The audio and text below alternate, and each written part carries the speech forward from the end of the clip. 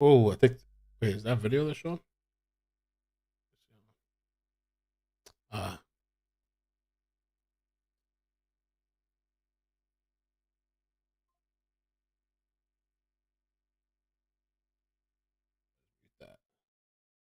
Do we know if, I mean, What's this was an up, everybody? explosion. Welcome. Do we know if border agents set were up here. One close second. to that? Were any border you the agents details. injured or hurt in this situation? Well, we don't know for sure. Early word is that there were these fatalities, but we still haven't been, it's not clear whether that's people in the car, in the vehicle that exploded, or whether that's, people by whatever checkpoint they crashed into. So we're still waiting to see who's involved and to what extent. But there are fatalities, according to sources briefed on this investigation, telling ABC News.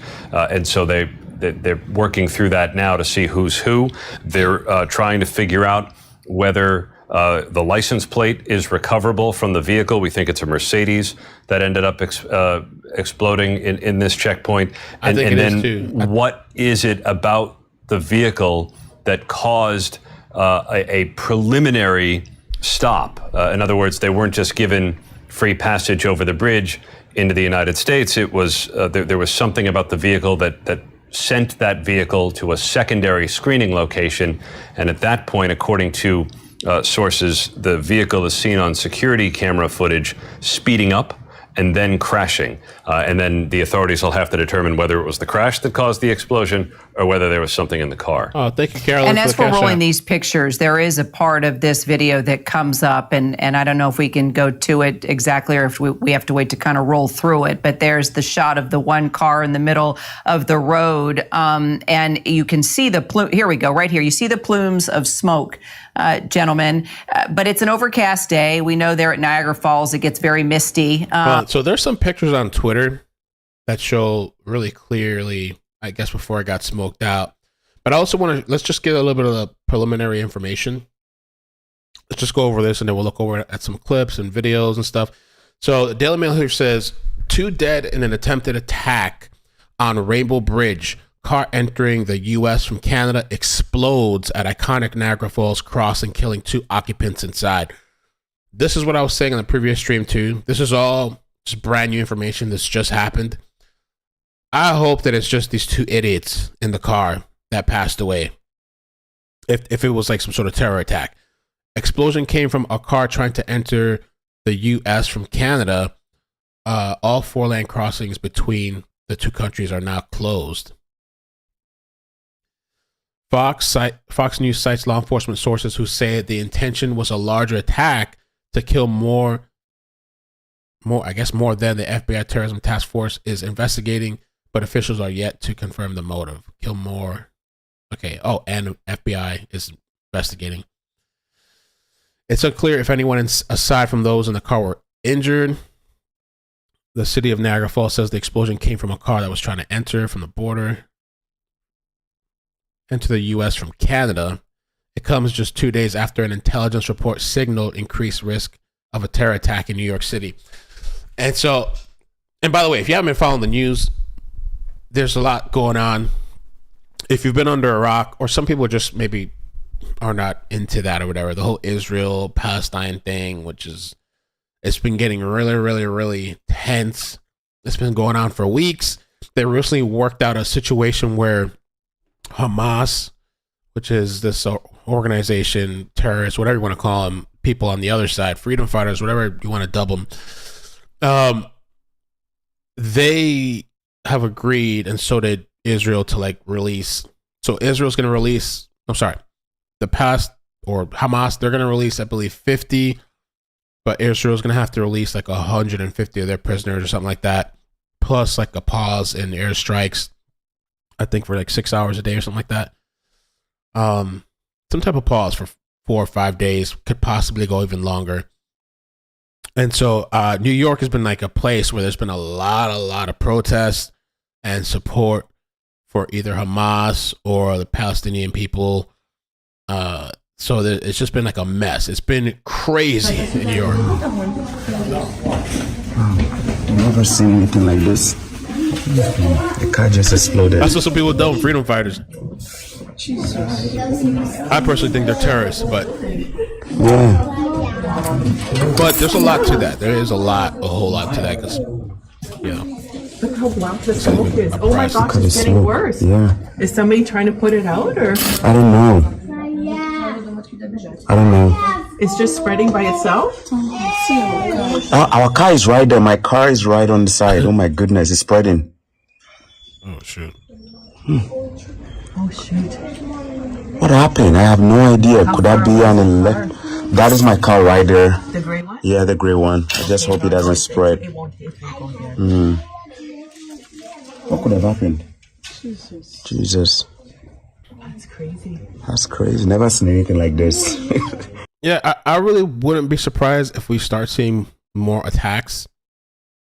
I thought that there's been warnings going around too, not just what I read there about New York, but I've heard some other, I don't know if it was Canada got a warning recently. And there is major support. I didn't realize how much support there was for this whole situation, that if these people wanted to rile up and do attacks all over. I thought I saw the other day, I forgot which one of the leaders was thanking one of those the Middle East people were thanking somebody, and it was talking about martyrdom. Like, you should go all the cities, go do martyrdom, go sacrifice yourself. I forgot which one I saw say that. So I wouldn't be surprised if they wanted to do like a massive attack and coordinate and shit, they easily could. Okay, let's see what else we got going on. And did give some comments here. This is sort of long, so I tell you what, maybe someone can take a look and see exactly what the Prime Minister said. Well, I can go over to Mick Mulroy. Okay, great. We're working actually on getting the sound of the Canadian Prime Minister responding to questions about this explosion. I do see that he says we are taking this extraordinary seriously, and they have closed all 4 bridges there in the area. But I'll wait for that sound and bring in you, Mick Mulroy. You and I were texting here. We don't want to think the worst, but as we put everything together, and terrorism is on our minds, and the warnings were put out there as we enter into a big holiday. Let me pause to show you guys this clip. This one kind of shows part of the explosion. You can't really see the entire thing. Let's see. It's really bad quality, but no audio. So this must be from the other side. This says 11/22/2023. Okay. So we can't actually see the vehicle in this one. But what I heard him talking about in the news earlier is that those bridges have cameras all over it. They're going to be able to pull camera of this vehicle. Eric Myers here said, I heard it was a car full of explosives and sounded like it was well planned. So I wonder why go off on the booth though. If this was a planned attack, why would they just go at this little booth right here? Were they afraid of getting caught? Were they hoping that there were going to be more cars on top of them? Were they hoping to take out more people?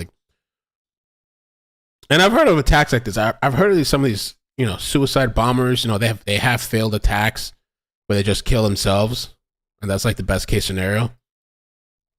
And I wonder, again, I don't know if there's a terrorist attack, but I wonder too, because they believe, like the extremist people on that thing, they believe like they go to heaven or something, and like I don't know if it's true. Like they have all these virgins and people waiting for them.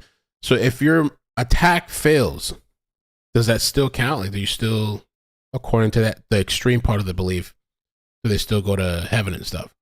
A season here in America, and there's been a lot of tension, a lot of protest, a lot of fear of possible terror. Well, Carly, that was a point that I was thinking. Maybe they were going to search the car, and they were like, "Shit, like we're going to get caught, so we got to." I don't know. Attacks in light of what's happening overseas. Through your sources, and as you've been following this story, why don't we just begin with your thoughts here? Video captures vehicle speeding up and crashing into the checkpoint. Wow. I know you can talk about security nationwide as well.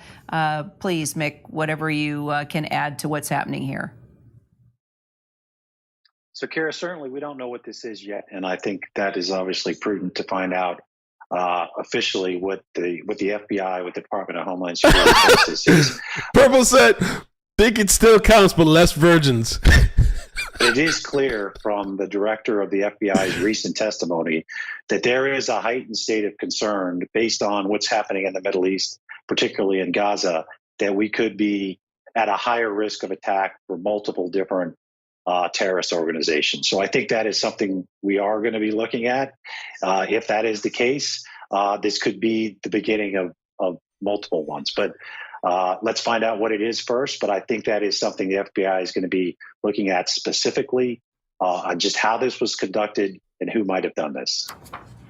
So, Aaron, we can confirm that the White House is monitoring this. Attorney General Merrick Garland is monitoring this. New York's Governor Kathy Hochul is on her way to the scene. What more can you tell us just about all parties that are monitoring and also responding to the scene? I think it reflects the times that we're living in, Kira, because in recent days, and just today, in fact, a number of agencies have released security bulletins to say that there is a heightened threat environment the United States is in. And one bulletin specifically mentioned transportation infrastructure because of what's happening overseas between Israel and Hamas. There's been a focus in New York City because the annual Thanksgiving Day parade steps off tomorrow under high security. That could make an attractive target. But so could transportation infrastructure.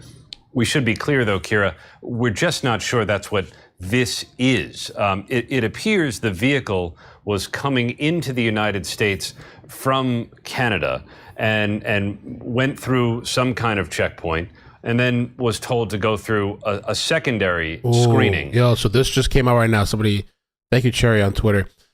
Breaking news, Fox News are reporting that authorities are searching for a second vehicle. Ugh.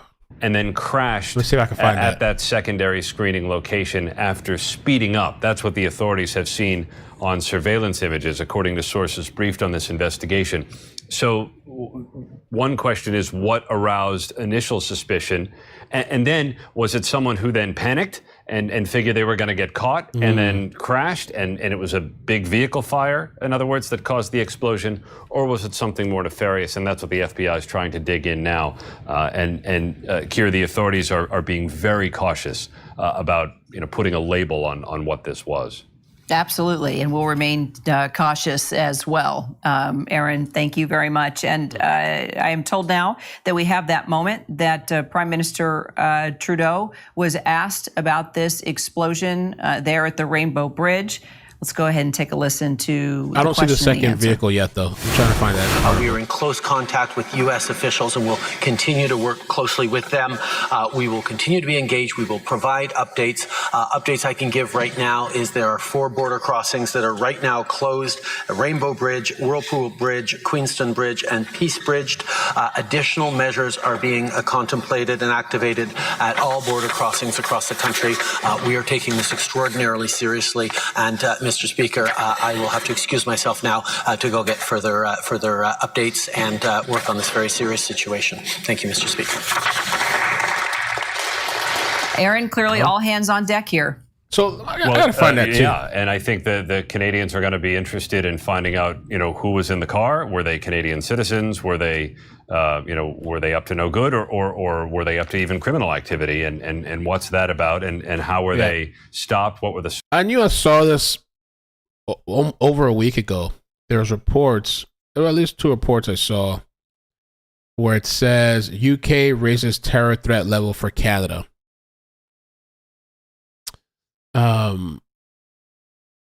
UK says terror attack very likely to strike Canada. Okay, so they were giving warnings prior. They still haven't said this was a terror attack, but I mean, I don't know. In my opinion, it looks like it. I guess they're trying to confirm. See what the FBI said. A conversation? Do they search the cars in any way? What's the protocol at the first checkpoint? Those first checkpoints, they're trained to see something out of normal or something that needs further investigation as it conduct an interview. They won't do it there. They'll push them over to the to the center, the bridge, excuse me, to do that. So they're going to try, and that's normal SOP. That's what they're going to do. So something they saw, and it could be routine, that they did, that they, let's go talk to these people, go over there. That again could have put into the mind of the driver, all of a sudden I'm going to get stopped, so let me change my behavior in a bad way. So that's what I'm saying right now. We need to talk to that first person who saw something and saw something unusual, or needed something other than that to push them over for further investigation. That person is going to be key to tell us, what did he see? What was key about that? That with no children in the car, it didn't look like a holiday situation. So let's go talk to them. Maybe they were on business. Maybe we need to know more.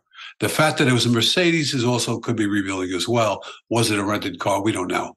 So that has to go forward too. Exactly what was that initial stop for?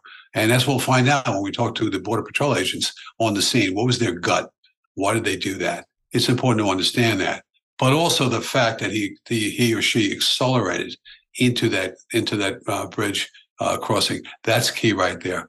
That's something unusual, and that has to be determined as either criminal or terrorist act, and that's the way we should go right now. But again, we're a long way from a terrorist act here. But nonetheless, you have to go through these steps. Of course, and the surveillance video will be key, Aaron. No doubt they are sifting through that right now. You've had confirmation they have been able to see certain things via the surveillance video. Do we know how much there was, where exactly the cameras were, what they have been able to notice so far? Bring us kind of up to date on how that surveillance video will be helpful in this. Have to imagine that the bridge is covered in surveillance cameras for traffic, if for nothing else, in addition to security, Kira. And the vehicle is seen after it crosses from Canada at a checkpoint. You have to go through customs to get into the United States, and something caused the vehicle to be singled out for a necessary secondary screening. Now, whether there was something specific, I know people who cross that bridge frequently have been emailing and texting saying, every fifth car, sometimes they pull out for secondary screening, like they might, at an airport, just for an abundance of caution. So we don't know whether there was something specific about the vehicle or what. Maybe a license plate read triggered some suspicion, but the vehicle, according to sources who've seen or been briefed on this surveillance imagery, is then directed to a secondary security checkpoint, speeds up, and then crashes into a beam or a bollard by the secondary security location and explodes from there. Now, one of the things we're trying to determine is whether it was the impact of the crash that then... Sources: possible explosive device found on scene. Bomb squad is investigating. Set the vehicle on fire, causing the explosion, or whether there was any kind of a device. Seems to be the former, but the authorities just aren't saying yet, Kira. Well, it's an incident that occurred shortly after noon there at the Rainbow Bridge, connecting the U.S.-Canadian countries there at the border. FBI investigating a vehicle explosion where they believe 2 people have been killed. Also, a briefcase of some sort left at the scene. Bomb techs assessing that. It's full court press when it comes to the agencies that are responding to this. We're on it, trying to figure out exactly what happened there. Just a day before Thanksgiving. We'll be right back. More on this breaking story right after a quick break. Okay. With so much. So I'm going to put some, I guess they have actual, is this actual live feed? Yeah, this is actual live feed. It's a live view. Looks pretty bad though. The quality's not great. But I'm also going to turn on the broadcast radio to see what they're saying on the radio, because a lot of people are tuned into the radio. Let me see if it's still really active. Niagara Falls. Let's see if it's still going.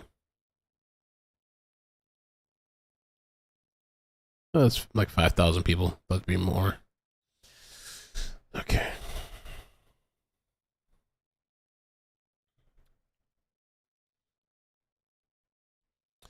And I saw that the FBI made a tweet earlier too. Let me see what they said.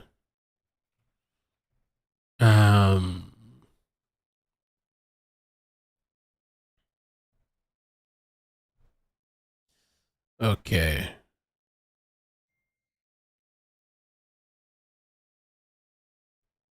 They made a post. They just said basically it's a very fluid situation. That's all they can see at this time.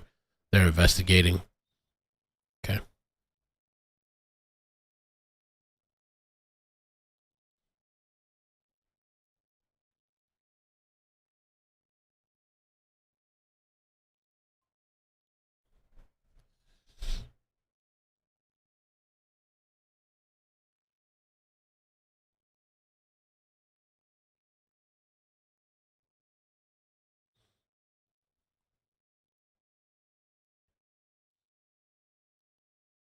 Hmm. 4-2. 4-2. No. 4, somebody take the mule. 10-4.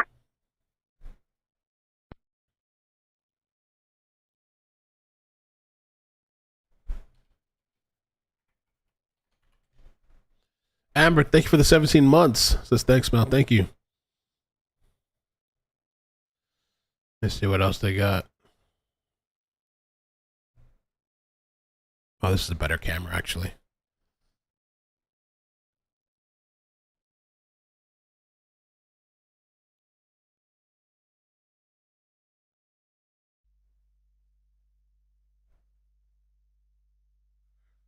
Man, bro, that is wild. I mean, I guess it's kind of like, if it's some type of terror attack or whatever, this shouldn't be too surprising, really, as far as like they've been sending out all these warnings, and it's been like an elevated level. And then, as they said, I guess then you got to consider the holiday, Thanksgiving.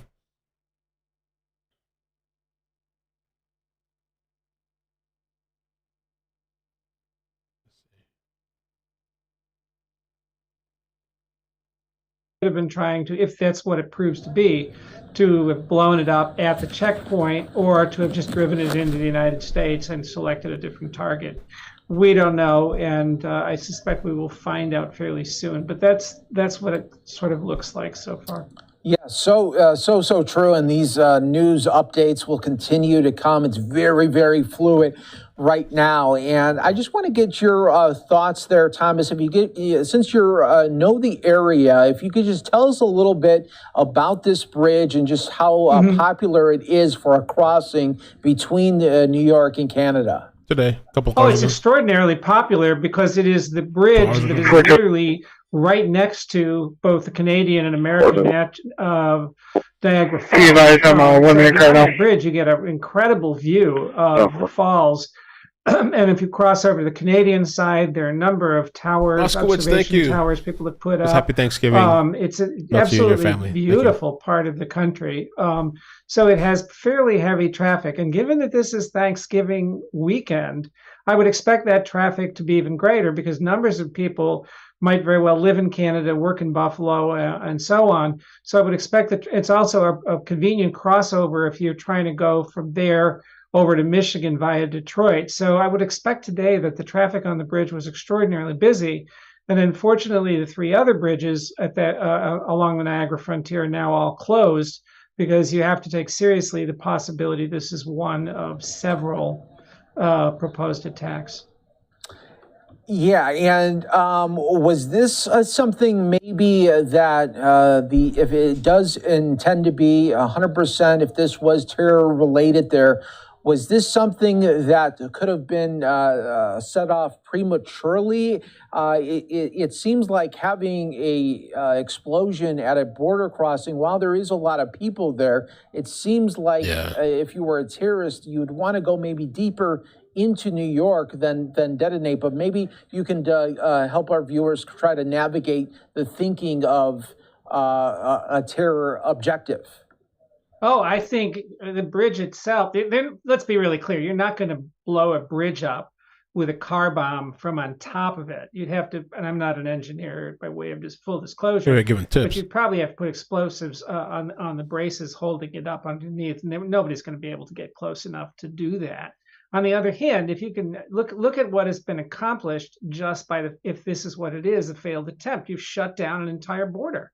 What's the disruption to travel and everything else? What's the economic cost of that? To say nothing of there would be significant loss of life at the checkpoint because you have multiple gates and you have customs officials checking vehicles, and there are a number of people are going to be stopped there. So it would not necessarily be a low casualty event, but probably its greatest impact would be on the interruption of travel. We don't know. The other concerning thing is that, I've said for some time now, lone wolves are the biggest threat we face, but they typically attack with firearms, at a particular target and often die in the attempt. Putting together a car bomb requires, if that's what it was, let me qualify that because we just don't know, that would require a higher level of sophistication and so on. But if that's what it is, a premature detonation is the best explanation for what has occurred. But we don't know. We'll have to just wait and see. Yeah, we really don't know. But I want to give also the context here, the geopolitical nature that we are living in right now, where just this past 45 days, we've seen so many attacks on U.S. air bases overseas by Iranian proxies right now. Could this be maybe some Iranian sympathizers trying to make a name for themselves and try to retaliate on some of the retaliation we've been doing because of being attacked? That's entirely possible, but again, we're speculating here. But there are so many groups and individuals who would have a very powerful motive at this point in time to attack the United States, including some of our own homegrown extremists on the far right. But given the timing, I think some connection, if it proves to be terror, with what's going on in Gaza is there. And yeah, there could be an Iranian connection. There could be just a group of individuals sympathetic to Hamas. There's any number of possibilities here. But I think once we uncover this, and by the way, they'll be able to identify a great deal. There are motor vehicle, the VIN number on cars is stamped on various places in the chassis, and it's virtually impossible in a car to completely eliminate. So I suspect we'll find out who actually owned the car. But again, I wonder if either one of them owned it, or as it was mentioned earlier, could it be like it was a rented vehicle? Man, you guys be careful. Holidays, everybody, let's be careful. But I saw a cinema post, especially like in New York, where two people mentioned, and I forgot about that they have the Macy's Day Parade. I guess that's for Thanksgiving, and that's like a huge thing, crowded, big event,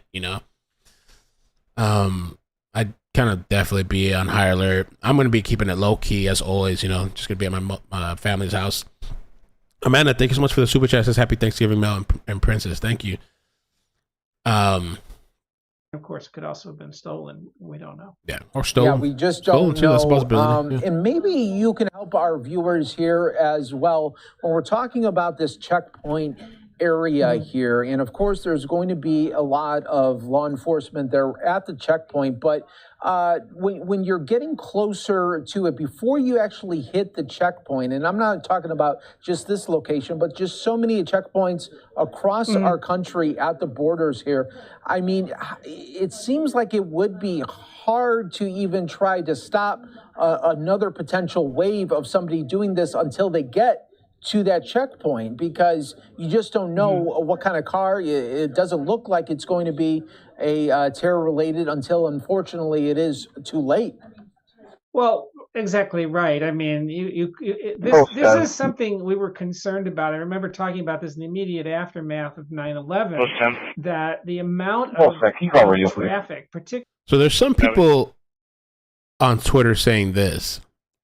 Imagine this was not an explosion, like an actual bomb, but like just a car from crashing, which they're investigating. Somebody said it looks like a fertilizer-based device, not HE.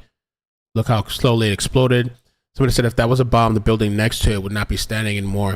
It looks like a fuel igniting after a crash. Somebody else said it looks like an EV battery blowing up. Imagine it was just an actual, a mental health thing. But you could argue mental health for both things, really. Particularly large truck traffic and container traffic across the American-Canadian as well as the U.S.-Mexico border is so extensive that if you couldn't do more than a cursory search without creating a bottleneck that would back things up for hours. So it's just not an easy thing to do. And what those what they're looking for typically at the entry points, or certainly now they do document checks, because common sense, right? Kid, you didn't have to show any kind of ID to cross that bridge. Those were simpler and I suppose safer times. So they would have been doing a check there, passport or a license or whatever the ID requirement would be. And they might do a cursory check. They're also looking for smuggling and drugs and things of that nature. But they have to be very selective and a certain amount of randomness, because otherwise you'd end up shutting the site down, which of course is now what happened. So again, there are a lot of questions. We can all hope that all it was. Somebody said, "Are we absolutely sure it wasn't a Tesla doing its thing?" Was something, some kind of explosion in the vehicle itself, although the size of it, from what they indicate, raises serious doubts about that. But, again, there's limited information at this time.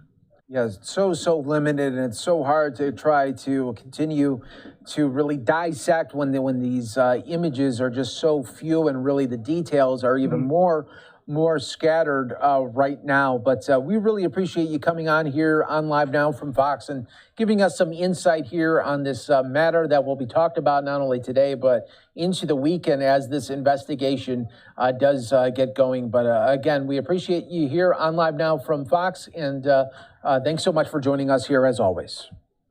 Happy to do it. Have a nice day. You too. Thank you again. And what we'll do, everyone, is take another 2-minute break. Okay, so there's this article I found that it was on Twitter, and I don't know. Fox is saying that at Rainbow Bridge border crossing is attempted terror attack. Sources, I don't know who the sources are, but that's what they're saying.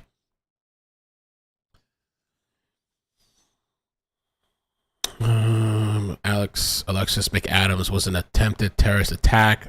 Explosives were in the vehicle at the time. 2 people who were in the car are dead. And this is what I just saw on Twitter too. So they're saying a border officer was injured and taken to the hospital, according to one Twitter. And now this article says it. So, I mean, thankfully, it doesn't seem like anybody outside of the people in the vehicle. And that's if the thing was a terrorist thing. I don't know. Who knows what kind of... I'm leaning towards terrorist thing just because of the time of the holidays and everything that's been going around the world. You know what I'm saying? Just kind of deducing things, and I think that's more of a logical thing. But I mean, who knows? It could be some type of malfunction, but I doubt it.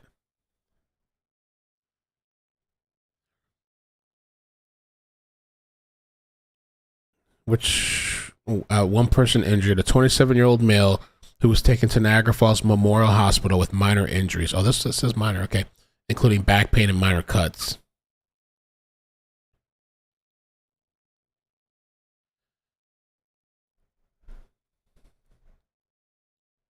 And unaddressed by our political leaders Vivek. In just the last 4 months here. So I want to listen to some of his comments Vivek. to see if he's talking about this situation. Vivek. Oh, he's talking right now? At Ohio State, we're raising our 2 sons, living a life that my parents would have never imagined for us, that we never imagined for ourselves. No, leave politics to somebody else. But then I see the red wave that never came last November. Now ask ourselves why. I think it's because we as a Republican Party, we've become lazy, actually. Oh, shit. We've pointed out the hypocrisies of the other side. I've done this too. We'll point out their poisonous agenda of race, gender, sexuality, climate. But without offering an agenda of our own vision of what we stand for. Individual, family, nation, God. That beats race, gender, sexuality, and climate if we have the courage to actually stand for something. You see, for a long time, we've become a party where we're running from something. Now is our moment to actually start running to something, to our vision of what it means to be an American today. See, I'm an America First conservative. I think that's the future of our party. It's the future of our country. But to put this country first, we have to rediscover what this country is. All right, we'll come back to that in a bit.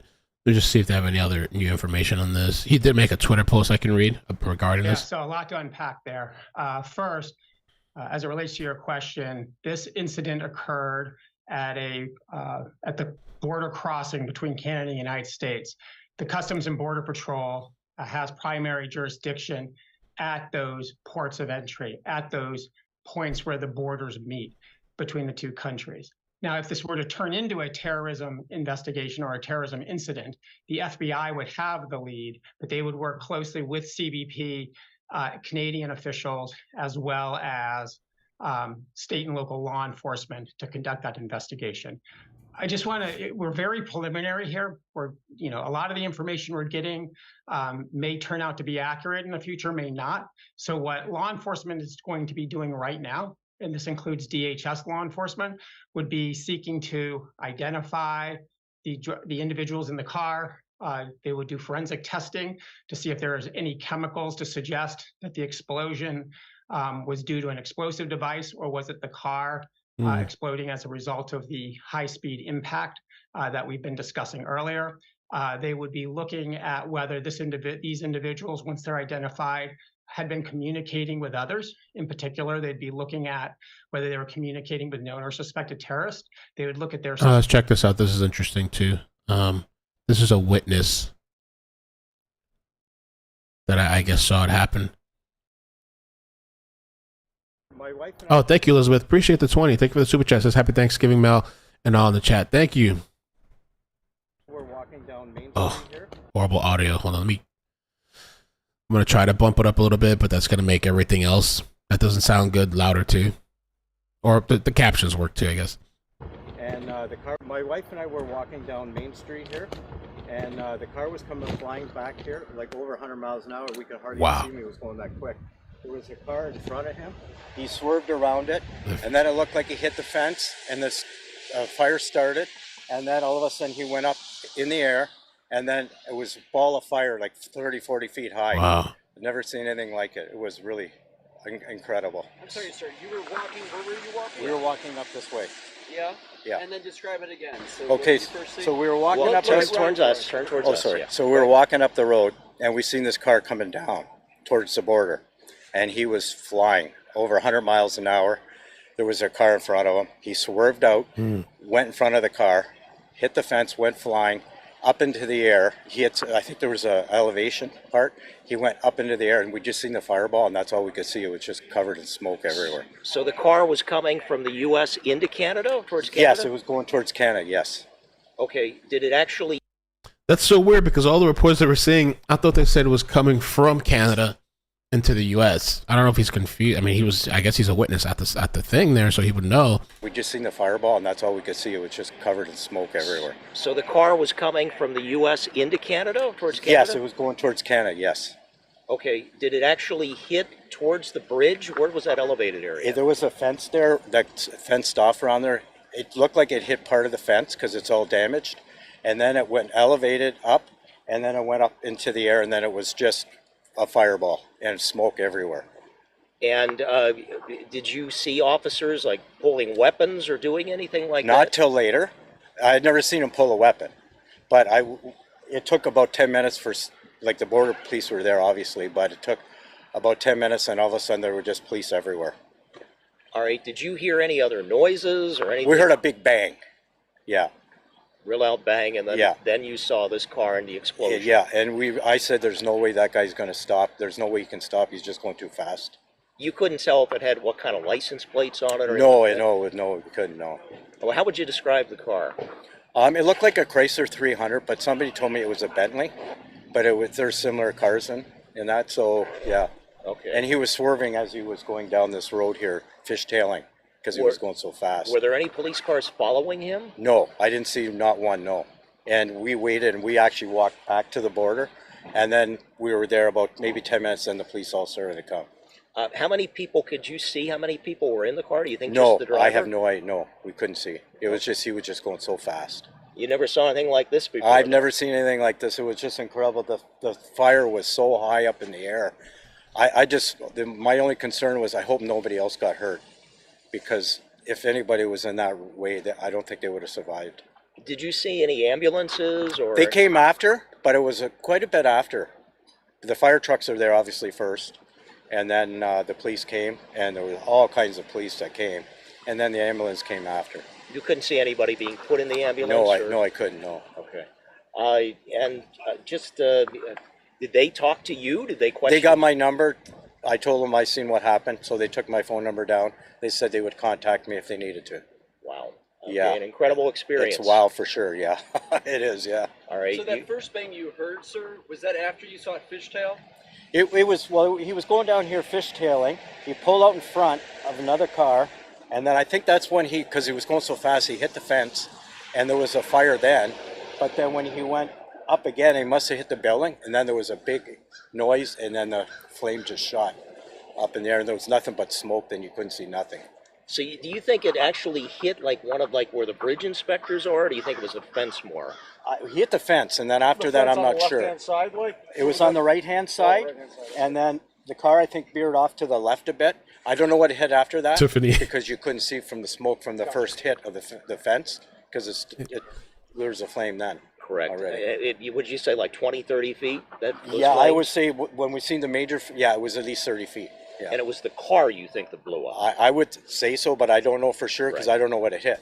Because that's weird. If the car is really driving that fast, he claims like about 100 miles an hour, and then it hit. Well, so he said it was driving 100 miles an hour, so he was fishtailing, and there was a car ahead of him, and then he goes around, which I'm surprised he could even have the control to, like, as possible, I guess, to swerve, move around the car, come back in front of it, and then he hits, I guess, into a fence, and then the vehicle goes up in the air, and then hits into something, and boom. I think that's what he said. So, I don't know. Could this all just be, imagine if it's just the vehicle hitting a building? I mean, because the thing is with the bombs, too, if it was, and I'm still leaning towards bomb, but like, I don't know, this guy makes me sway, like, I don't know. But like, so that person driving that fast is going to have enough time to like detonate the bomb while driving that speed right before they hit on impact. I mean, you could, I guess. Or is it one of those things that just explode on impact, like by, you know?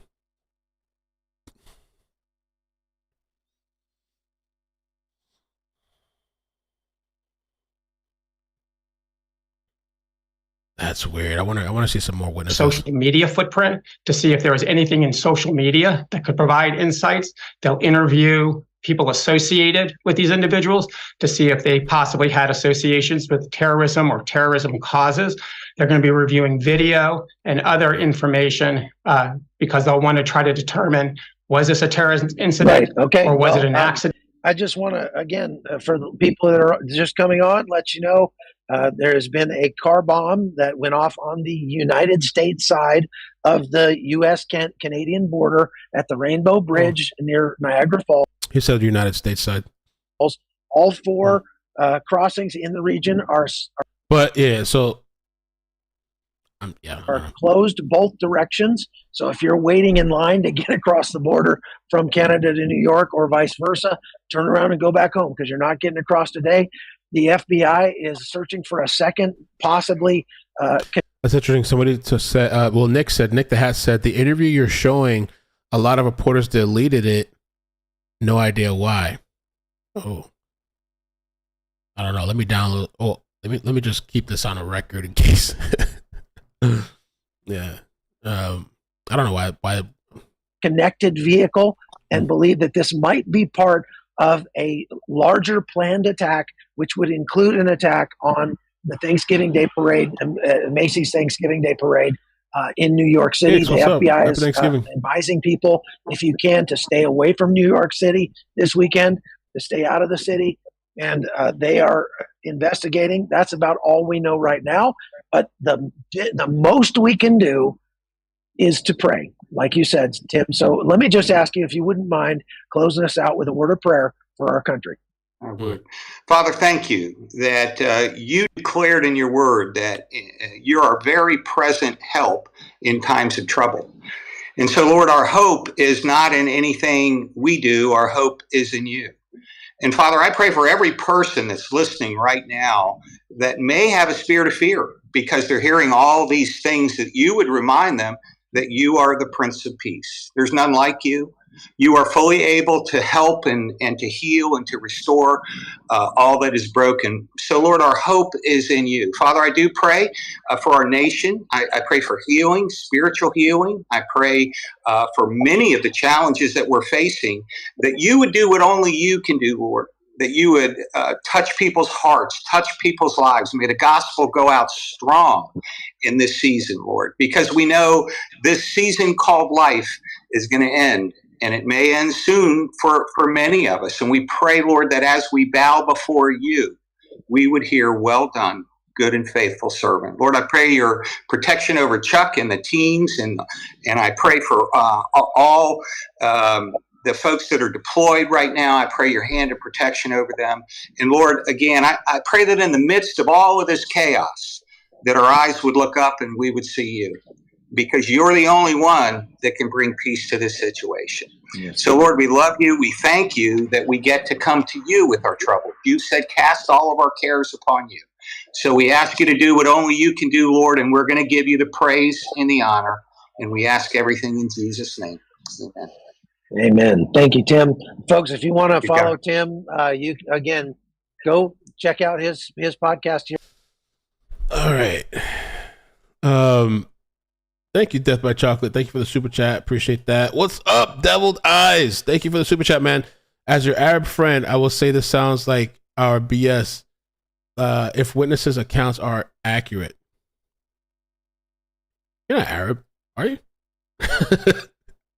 Stace, thank you for the super chat. I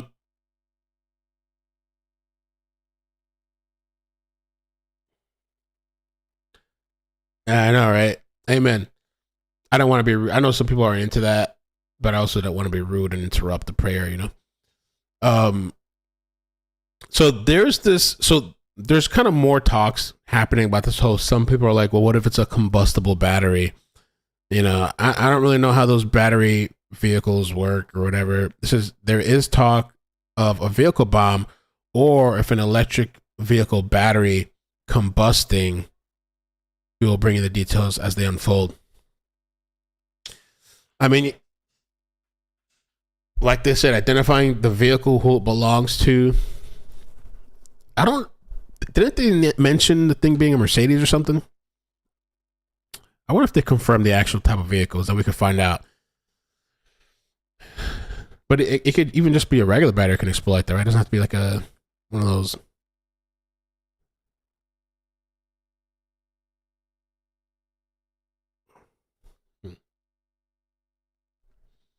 Oh, nice, man. Lebanese American, my guy. Nice. Thank you, Devil Eyes. Just Peachy. Thank you for the 6 months. Says still here and going strong out. Thanks for thank you. Appreciate it. So this witness is interesting. My wife and I were. Funny if they deleted it. I was still there. Okay. Scrub them. Gotta get rid of them. Or was it some other type of criminal activity? Those are things that they're going to be doing. Oh, so those EV cars. Okay, what is those EV cars? Is that a battery thing? EV cars. Those new electric cars. That's what it is. That's all it means. Okay. Oh, electric vehicle. Oh Lord. I wonder.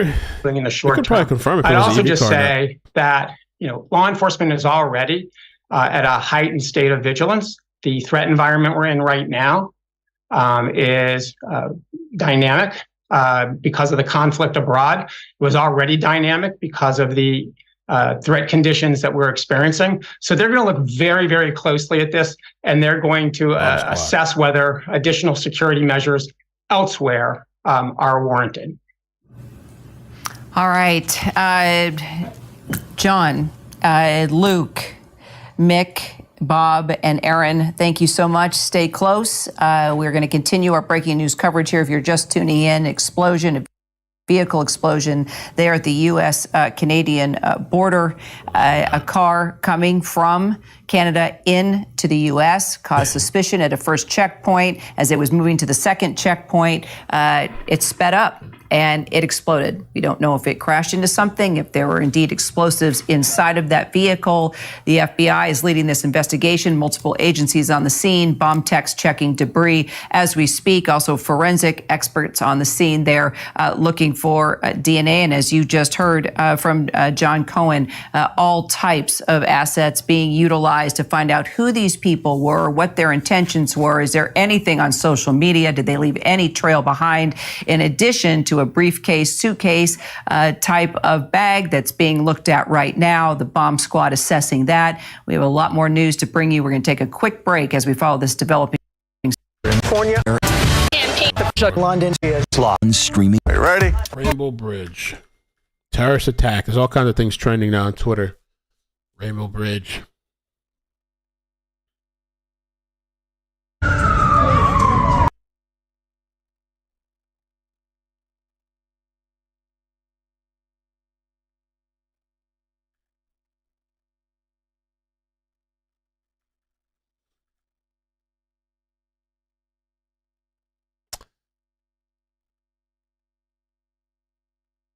This is a good post.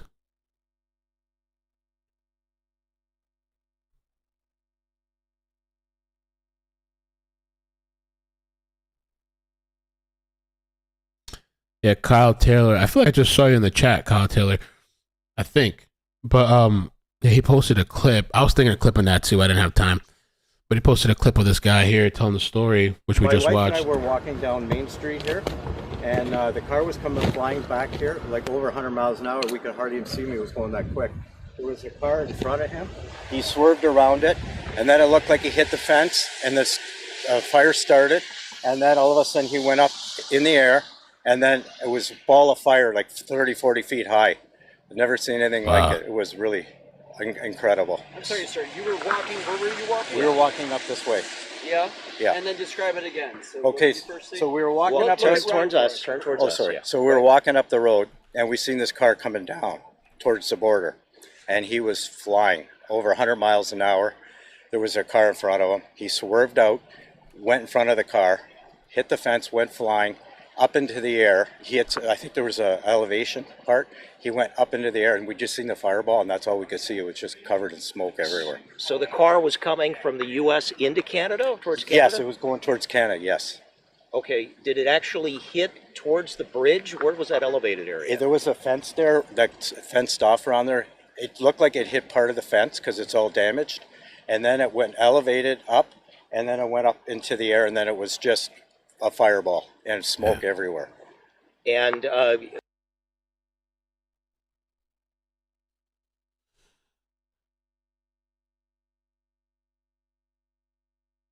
wow.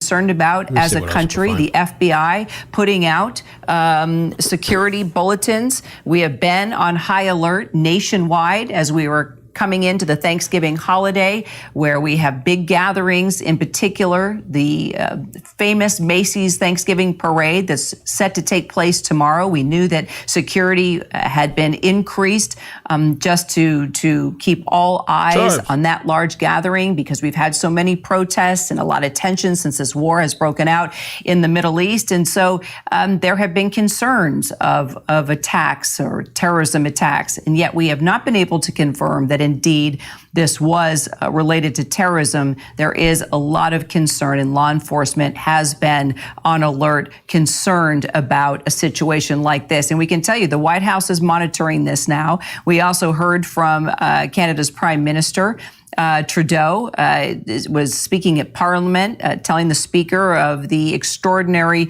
how they're taking this extraordinarily seriously. And matter of fact, the Prime Minister said he needed to leave because he needed to respond immediately to his cabinet personnel on what was happening here at the border. We know that New York Governor Kathy Hochul has headed to the scene as well. And there's multiple agencies as the FBI Counterterrorism Task Force takes the lead on this investigation. We we have a whole panel of folks that have been breaking news and getting all the details and giving us just insight and perspective on what we're monitoring here, as we still haven't been able to confirm that this explosion was tied to terrorism. We are just trying to piece together all the details. Once again, we've got our Aaron Katursky, our senior investigative correspondent, that's been working this from the very beginning. New York PD Chief of Detectives, formerly and now a contributor with us, Bob Boyce. Also, Mick Mulroy, our national security and defense analyst, our justice producer, Luke Barr, joining us via phone. And then also you can see we have John Cohen. John, glad you're with us, former acting Secretary of Intelligence at the Department of Homeland Security. So we've got our bases covered, that's for sure. Aaron, let's start with you. We've been learning so much since this took place 3 hours ago, a little more than 3 hours ago. But why don't we start with this briefcase that was found there at the scene? Do we know anything more about that? Are bomb techs still assessing that since this car exploded?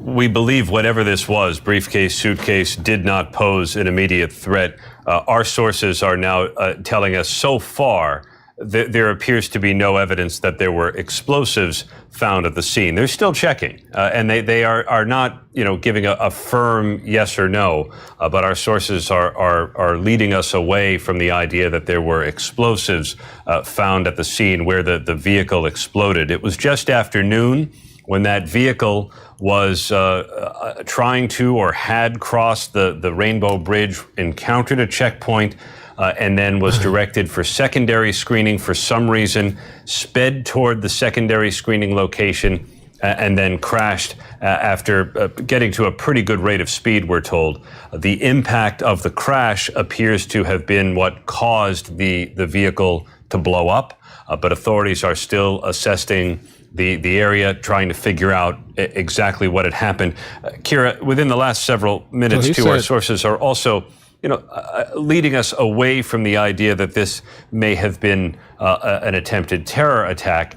And again, they're not labeling it one thing and not another, but there are a range of possibilities that the authorities are still investigating as to what this may have been, and whether this car may have been involved in some kind of criminal activity. Something like that is still being run down. From Cali. So they're moving more away from potential terror attack. Is that what I'm understanding, Aaron? At the moment, that's what our sources are saying. They're still not being definitive. And of course, everyone is mindful of the environment, this heightened threat environment the United States is in, given what's happened October 7th and the ongoing war between Israel and Hamas and the tensions that is causing, and the surge in potential threats around the holiday time. A bulletin today warned that the follow-on threats from the Hamas-Israel war could be particularly poignant for transportation infrastructure. There was no specific threat named, but quite a coincidence that bulletin appeared today for us. So the authorities are certainly mindful. And here in New York City, where the annual Thanksgiving Day parade is going to step off tomorrow, the NYPD says they're going to put extra assets at bridges and tunnels, monitor them from the air, put extra manpower there just to make sure those crossings are safe and that people feel safe, even though, again, there is no evidence that, at least so far, that this was any kind of an act of terrorism right now, Kira. All right, but clearly everyone at the highest level, all the way to the President of the United States and the Prime Minister of Canada, have been briefed. They are monitoring it. They are on the phones and staying in close touch with all their cabinet members. Also, New York Governor Kathy Hochul en route, possibly already there at the scene. And you mentioned, Aaron, the transportation warnings, the security bulletins that went out. Transportation Secretary Pete Buttigieg, now coming out with a statement saying, I've been briefed by our staff in New York State and headquarters on the explosion and related bridge closures there on the U.S.-Canada border. I am in touch with my Canadian counterpart. Travelers in the area should follow instructions and updates from law enforcement and state officials on travel impacts. Aaron, do we have any idea the impact on travel now that they've closed all 4 bridges there in the area, pretty much cutting off those routes between the U.S. and Canada? This is going to impact holiday travel. Do we know how long that could last? And could those closures be lifted once we have confirmation on exactly why this vehicle exploded, who was driving the car, who was in the car, what was in the car. Everything we all want to know right now. Yeah, Kira, you'd expect that as soon as the authorities are confident they have a good handle on what this was and maybe more importantly what it was not, that those travel restrictions would be lifted. But they were in place, we're told, out of an abundance of caution at all 4 bridges linking Canada and the United States over the Niagara River. We don't know whether there were any additional threats to those bridges that necessitated the closures or whether it was just because of what happened on the Rainbow Bridge. We're also told within the last moment, according to the FAA, that it has paused all arrivals and departures at Buffalo's airport. And again, whether that was out of an abundance of caution or whether there was any kind of a threat, the FAA didn't say, but all arrivals and departures at Buffalo International Airport are now paused as well, Kira. All right, Aaron, Bob, Mick, Luke, John, we're going to keep going. Please stay with me. We're just going to take a quick break and stay with us for continuing coverage of this breaking news story. Once again, explosion at a checkpoint there at the Rainbow. We are here in Israel, a nation at war. So now it's being walked back, I guess. According to ABC, they said they have sources saying that it seems like they're kind of leaning away without saying definitively that like they haven't found explosive devices. And then taking into account what this witness said, the person driving 100 miles an hour, I don't know, I guess, I mean, my thought really was that it seemed like a bomb, but maybe this was a crazed maniac, or maybe there's more to the story, a crazed person, or maybe like somebody said in the chat that, I don't know if I can scroll up to it enough. Buttercup was saying that they had an issue. If I can find it. Boom, boom, boom, boom, which is kind of interesting. Okay, Buttercup said, I had a stuck accelerator due to my cruise control and speed shot up to 100 miles an hour with my foot on the brake. Bro, that is crazy. And then Buttercup said that they had to put the gear in neutral and pull the key. It was horrible. Wait 2 years for the truth. I mean, I guess it's just because of like, of course, everybody's gonna, at least most people are gonna side eye this thing because the timing of the war, the holidays, and at the border, and 2 people in this vehicle.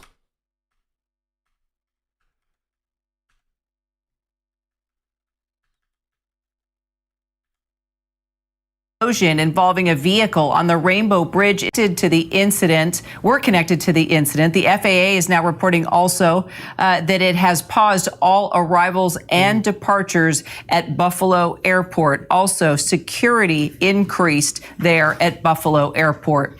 Now, the Rainbow Bridge, it actually connects the U.S. and Canada at Niagara Falls. And Prime Minister Justin Trudeau spoke earlier in Parliament about what he's doing right now to investigate the incident. The B lady says, I live in this area. They found explosives in the car and there's a second car driving around somewhere. That is why they closed the other bridges. So I kept, and this is what happens to when news is like breaking and things are just coming out and developing. I've heard multiple people say that, you know, so I don't know. And then I'm also hearing conflicting stuff about it. There's not.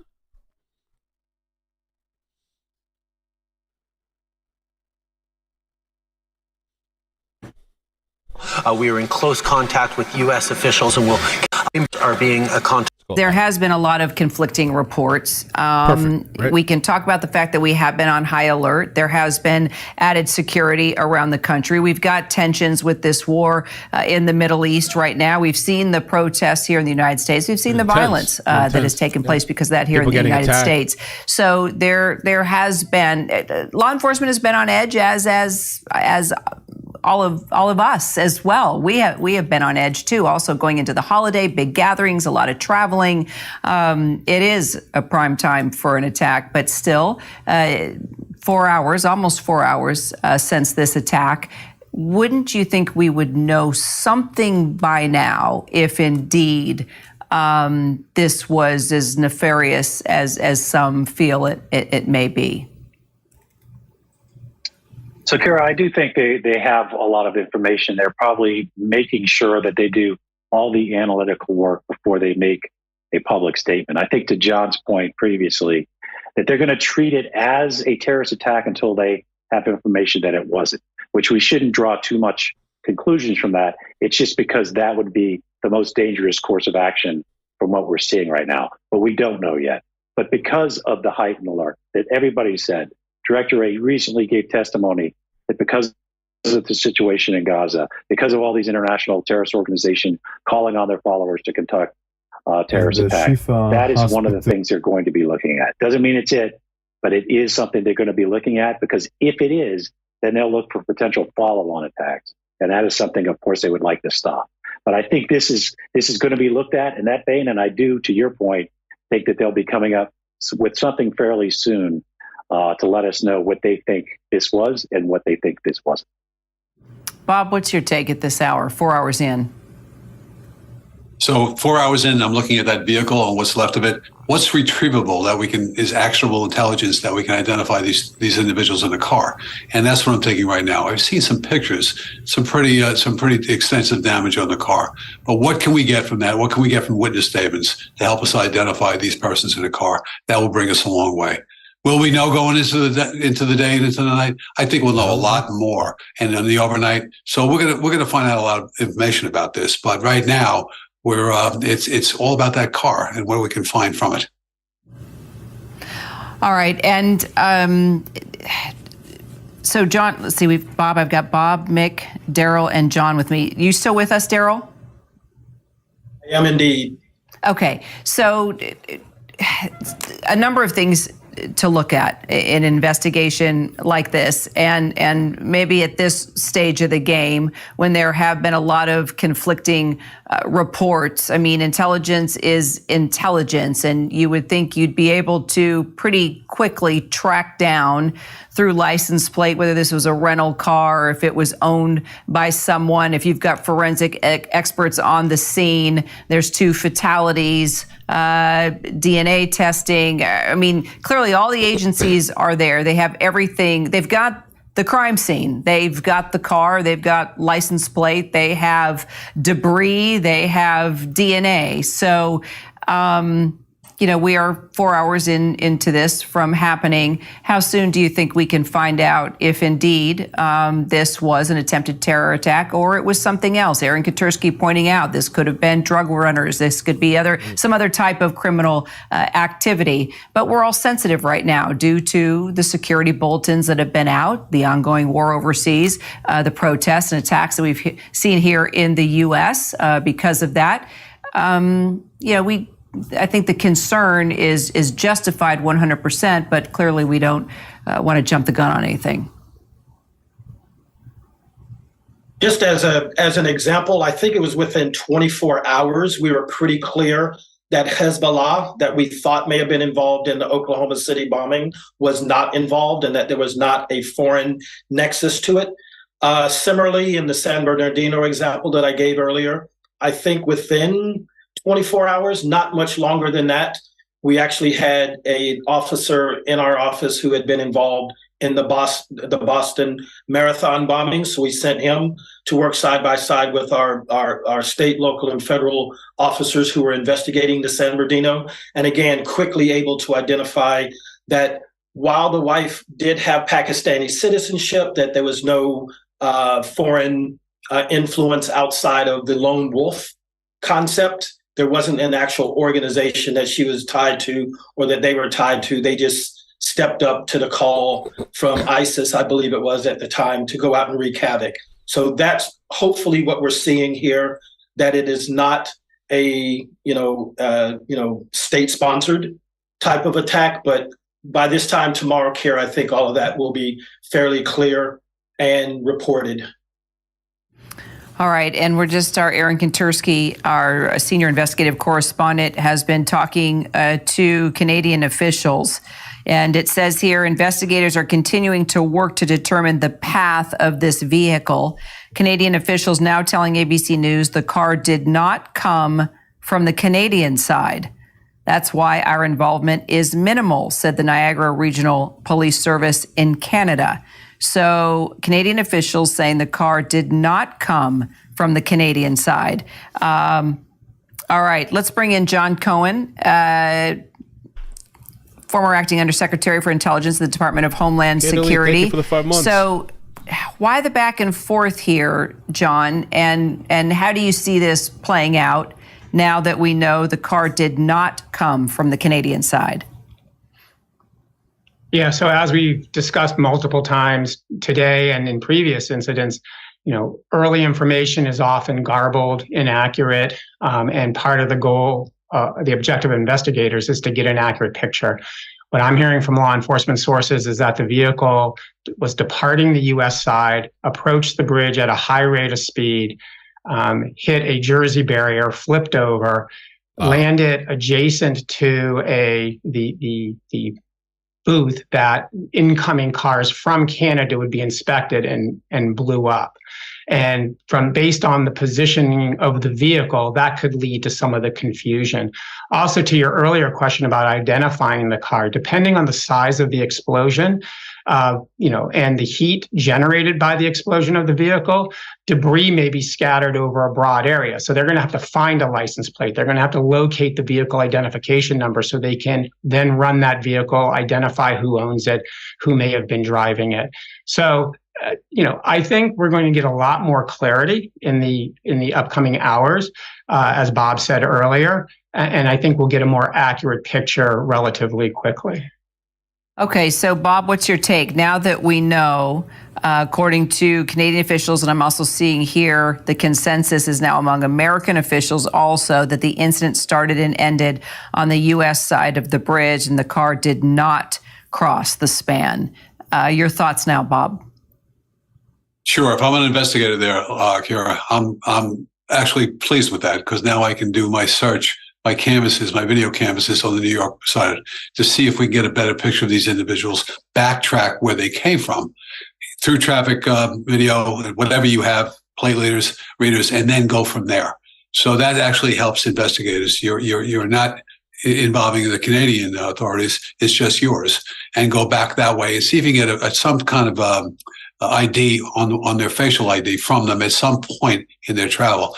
Again, this crime scene, I've seen these things, and it takes a while to find something, really investigative wise that you could run with.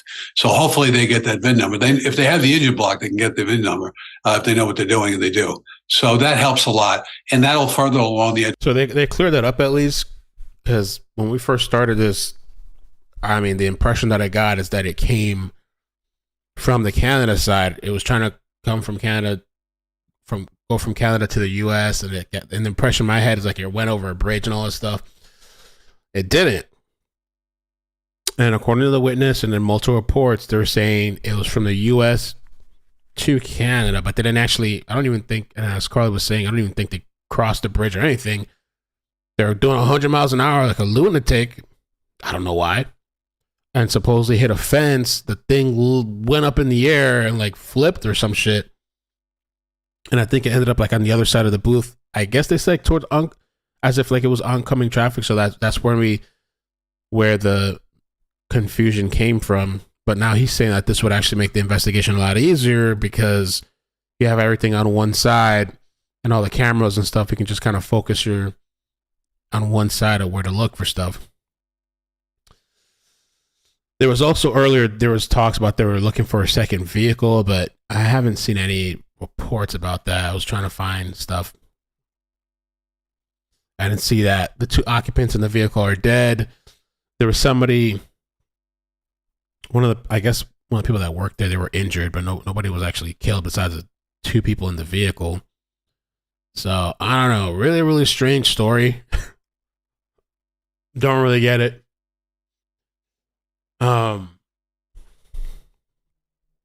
Identification, and will tell us, what do we have here? What do we have here? Do we have criminal activity through drugs or whatever?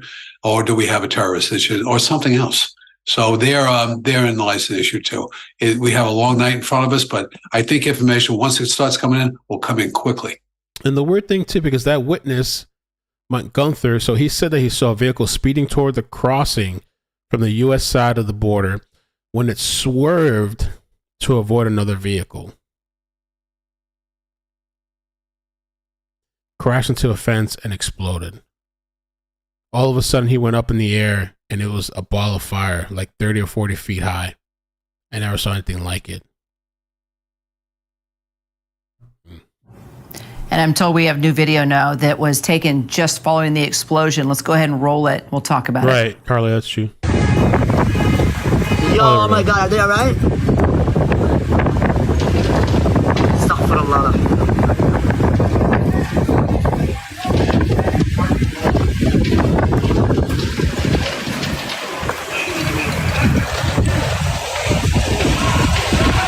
Oh my God.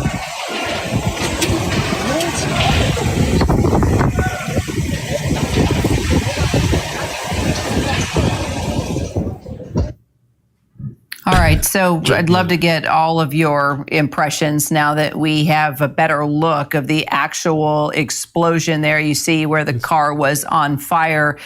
John, let's start with you. Well, I mean, obviously something significant happened to that car. That's a big incendiary incident. We can't tell from the video whether it was an explosion that preceded the fire or whether it was the fire. One thing on your earlier question about, if the car if it was actually leaving from New York heading to Canada, what would that tell me? That would suggest, at least to some degree, that potentially this was something other than terrorism. I mean, if the car was coming into the U.S. and there was an explosive device, that would lead me more to believe that this was a terrorism incident. But a car leaving the U.S., traveling at a high rate of speed, maybe it was drug related, maybe it was crime related, maybe it was terrorism related, maybe it was a vehicle malfunction. But it looks like, from what we're hearing thus far, that it was the vehicle traveling at a high rate of speed, becoming involved in a traffic collision that resulted in at least a major fire, and possibly a major fire and an explosion. That's what we're dealing with right now. So, Bob, as we're starting to get more information here with the Canadian and American officials coming to the consensus now that this incident started and ended on the U.S. side of the bridge, and that the car did not cross the span or come from Canada into the U.S. Are you looking at this differently now, and even looking now at video that we just got in from the scene? I am, actually. So it's no longer a Canadian issue. It's ours, contained here. So now you'll have to see exactly what the Niagara Falls Police Department has, what their assets have, technology-wise, plate readers and cameras and things of that nature. The troopers will help with that, as well as with the FBI, who has the primary on this. So that will help you get a better picture of this Mercedes, and everybody's saying it's a Mercedes that did this, and that's how we go forward. It looks like it's quite an explosion, so it's going to take a while to identify those issues that you have there. And when they somebody put a clip here. Alexis McAdams is reporting that according to high-level police sources, the explosion was an attempted terrorist attack. I don't know anymore, bro. I can't tell you. He clipped this. He posted a minute ago about it. I don't know, but they're saying high-level police sources. Alexis McAdams is reporting. That's from that report that we read. That according to high-level police sources, the explosion was an attempted terrorist attack. A lot of explosives in the vehicle at the time. The two people who and that's a really, really, really, really stark difference from what we're hearing. That this other source is saying there's no explosives, to some other source that the news has saying there's a lot of explosives. were in the car are deceased. One Border Patrol officer was injured. Alexis McAdams is reporting that according to high-level police sources, the explosion was an attempted terrorist attack. A lot of explosives in the vehicle at the time. The two people who were in the car are deceased. One Border Patrol officer was injured. Okay. When it was put out, exactly what your assets were there. What did you find? Did you find the VIN? We have people who can do that. Prior to that, you should be able to get a plate read, and you maybe go somewhere there. Bob, Daryl, John, Mick, Gentlemen, thank you so much. I really appreciate you sticking with me for the last 4 hours. We will continue to bring all of you all the latest details on this breaking story as we have it, but we are going to pivot to other news, including millions of Americans that are still on the go for the Thanksgiving holiday. We've been talking about record numbers expected in the skies and on the roads. We're going to talk about that and make the turn right after a quick break. When I got sent to Idaho, I don't know what to make of this. I wonder how long it would take for them to like update us, especially at least like the explosives deal. To break records this year, more than 50,000 flights scheduled. So more. And also, but again, Dorothy tell me running also as much to fill up the national average for a gallon of gas is. Oh, they don't have any volume here.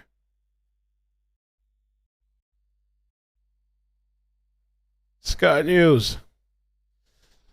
I mean, I figured that at some point, I know they gotta verify information, but I guess the main thing would be for them to tell us whether it's explosives or not and terrorists involved, just for the safety of everybody that's traveling and doing all, especially the Thanksgiving tomorrow.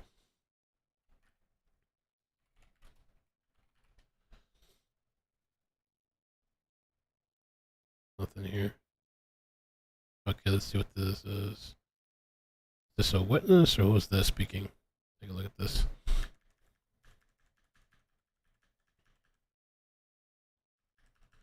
Vivek.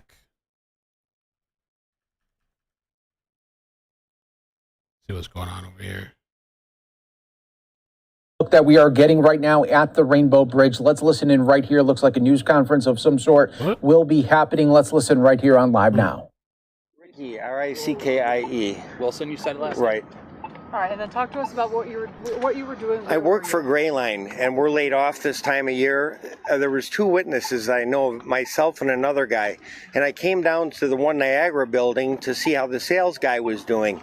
And I closed the door to my car, and about 30 feet from me, I seen something airborne. I first thought it was an airplane. It looked like slow motion. And I said, my God, it's a car. And it's a vehicle, and it's flying through the air. Wow. He hit the concrete barrier probably right at the signal, God knows how many thousands of feet before the bridge. It went airborne. The vehicle began to turn sideways and went under something overhead, and then it hit something over there.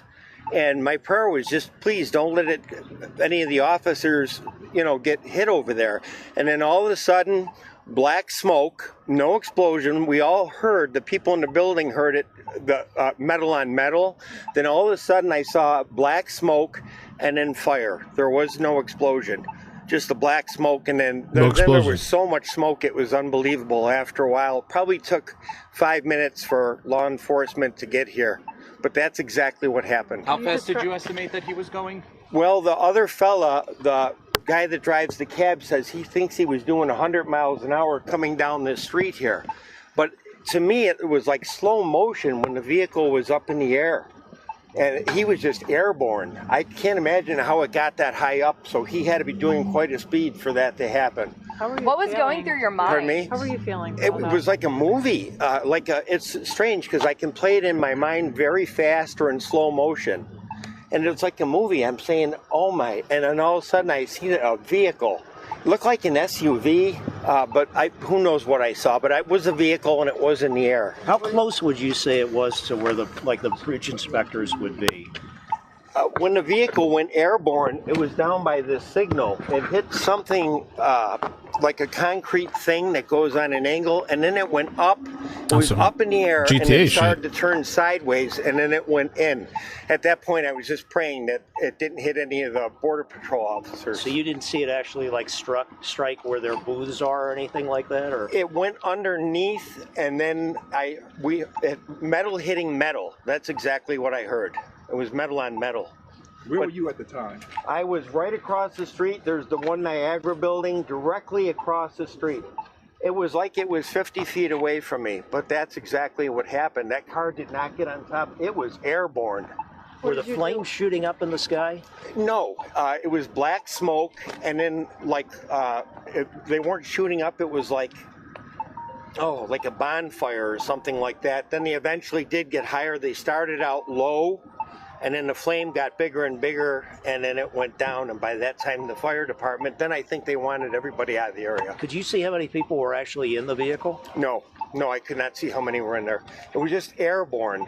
The only thing I remember is it turned sideways and then hit over there. And at that point, don't let it hit anybody else. So this is the truth. What did you do after the fact? Were you just standing there in shock? I'm still a little bit shaky.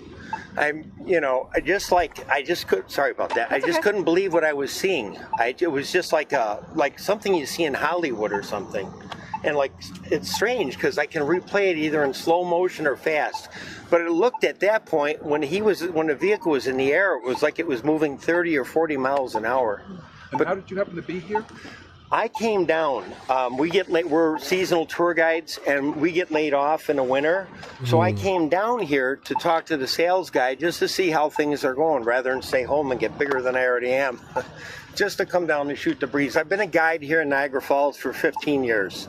Have you spoken to Homeland Security? Did they interview you at all? Yes, the FBI came to my house. I gave them a statement, and then finally, but before I gave them a statement, because I gave the officer my license, and he said, I said, if I can help you, he took my license, my name and number. I'm seeing all this stuff on the news that was inaccurate, and the news had already called me, but then they just called. I just had an interview with them. They came to my house maybe 35, 40 minutes ago. Can you say and spell your first and last name again? Ricky, R-I-C-K-I-E Wilson. And that was the FBI that interviewed you? Yes. Okay, thank you, sir. They didn't say not to talk to anybody, but I'm seeing all this stuff that's inaccurate. This is exactly what I saw. There is cameras. I informed them on some of the one Niagara inside, and they should be able to play footage back. But that's what I seen. I mean, given all your years being a tour guide down here, is this just unlike anything you've ever seen? Yeah. Yes, it is. Other than we get people from all over the world and we use some interesting stuff, but we love it. Yep, 15 years. So I'm glad I could help you guys out. There was only 2 witnesses that I know of, me and this other guy, but there were 2 other fellas there. I think they were from Turkey, and they were saying they were seeing somebody kept circling, going in circles, perhaps arguing with somebody in a car. I don't know. All I seen is it go through the air. And it was definitely on this side of the border. It was on this side, yes, sir. Yes, it was. Right over there by the light. It hit that cement thing. I thought that's kind of interesting what he mentions about 2 guys mentioned people arguing or fighting and going in circles before it happened. And they were saying, but there were 2 other fellas there. I think they were from Turkey, and they were saying they were seeing somebody kept circling, going in circles, perhaps arguing with somebody in a car. I don't know. All I seen is it go through the air. And it was definitely on this side of the border. It was on this side, yes, sir. Yes, it was. Right over there by the light. It hit that cement thing. I'm assuming it hit the cement because I seen all the debris. But I mean, how did it get up there? I mean, this thing was up in the air. Iron said it's DV watch. How crazy would that be? There was a crazy Cali situation a while back. Somebody might remember in the chat where this lady was arguing or something, or having some type of issues and arguing with the boyfriend, but on the phone or some shit. I think she drove through the red light at 100 miles an hour and killed a couple of people. I know it sounds like I'm crazy, but the car was airborne. And not 3 or 4 feet, I mean up there. Ricky, the fact that this is all happening, the day before Thanksgiving, busiest travel day, one of them of the year, does that make this a little bit harder? When people don't know what's going on, of course. That's why I'm down here, to tell you exactly what I seen. I don't know what happened. All I know is that vehicle was... She was a nurse. 10, 15 feet in the air before it hit the building, and probably right by that, somewhere around that light.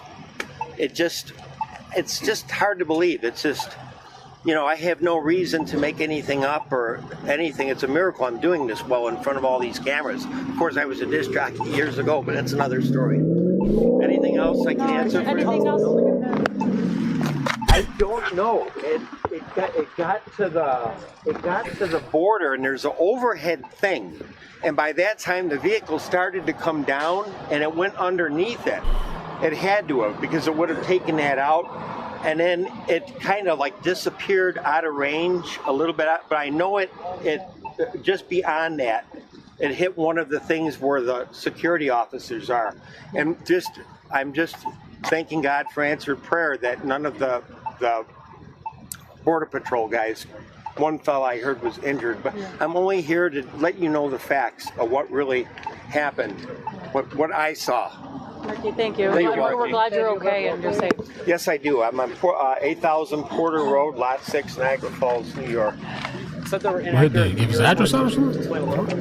Well, one of the reports I heard was the vehicle came from Canada, came over here and blew up, and that's not accurate. So I'm glad I could help you. I would have hung around there. I did give the police my information, and they just kind of wanted everybody out of the area at that point, so I headed out. About what time was it? Oh, gosh, I'm not sure. Was it before noon? It had to be somewhere around noon. It was time around noon time. There wasn't a lot of people here. I know there was people in the building, and it kind of shook when the metal hit the metal. It wasn't an explosion because it was metal on metal. And then people started to come out of the building like, what happened? And I had said to the sales guy, I said, my God, I said, this car just went flying through looked like an SUV. It looked like, maybe I'm wrong, but it looked like a black vehicle. SUV. My first thought was a plane, but it wasn't. But it was, I don't know how he got that high up. I really don't. Well, we're glad you're okay and you're safe, given that you were so many feet away. Yeah, it's a miracle. Yeah. But I'm glad I could come down and all right, this they had to cut him off. Ricky, a tour guide in Canada, claims he's one of the witnesses here that saw the situation unfold right now. And of course, it's very, very fluid, the type of information that we are getting in at right now. And he just described a situation where the car was going not from Canada into the U.S., but U.S. into Canada there. So that is from his point of view and his perspective there. We are continuing to wait for more updates from officials. Obviously, during a breaking news event like this, things and moments come in very sporadically, and they come in sometimes very fast, and it's hard to sometimes ascertain all of the information in real time. So that is why we are saying right now it is an incident that happened on the Rainbow Bridge in at the New York Canadian border there. And we'll continue to follow it for you right here on Live Now from Fox. We're actually taking our final break here of this hour. Stay right here with us. More to come, and we'll continue to follow this situation that plays out. So let me read you this too. So so now we just watched the second witness, and the only thing I noticed, one of the things I noticed different too, he didn't say he saw like a ball of fire in there, because this other guy said it was like a ball of fire in the air. But, you know, he said no explosive, he just said metal on metal type of thing. Steve Lookner here says on Twitter, he quoted this New York Times article, but it's like one of those pay articles. And it says a law enforcement official briefed on the incident said investigators believed the explosion resulted from an impact of the collision. The car went airborne, struck a cement pillar, according to the official. A suitcase was found near the car, but did not contain explosives. A neatly placed suitcase. Just kidding.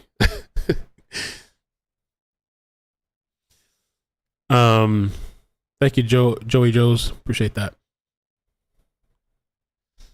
And this, I don't know if this is accurate. I don't know if this is a real picture. I'll be careful with Twitter. Somebody said still from the accident. I don't know if this actually is still from the accident.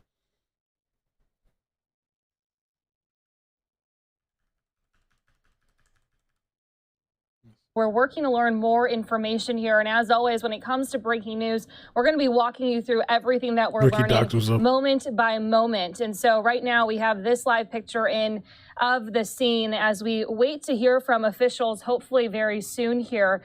We do know 2 people have died in this incident that happened at the border. A suspected terror attack, according to Fox News. We are working to see if that is going to be the case, going to be confirmed by officials.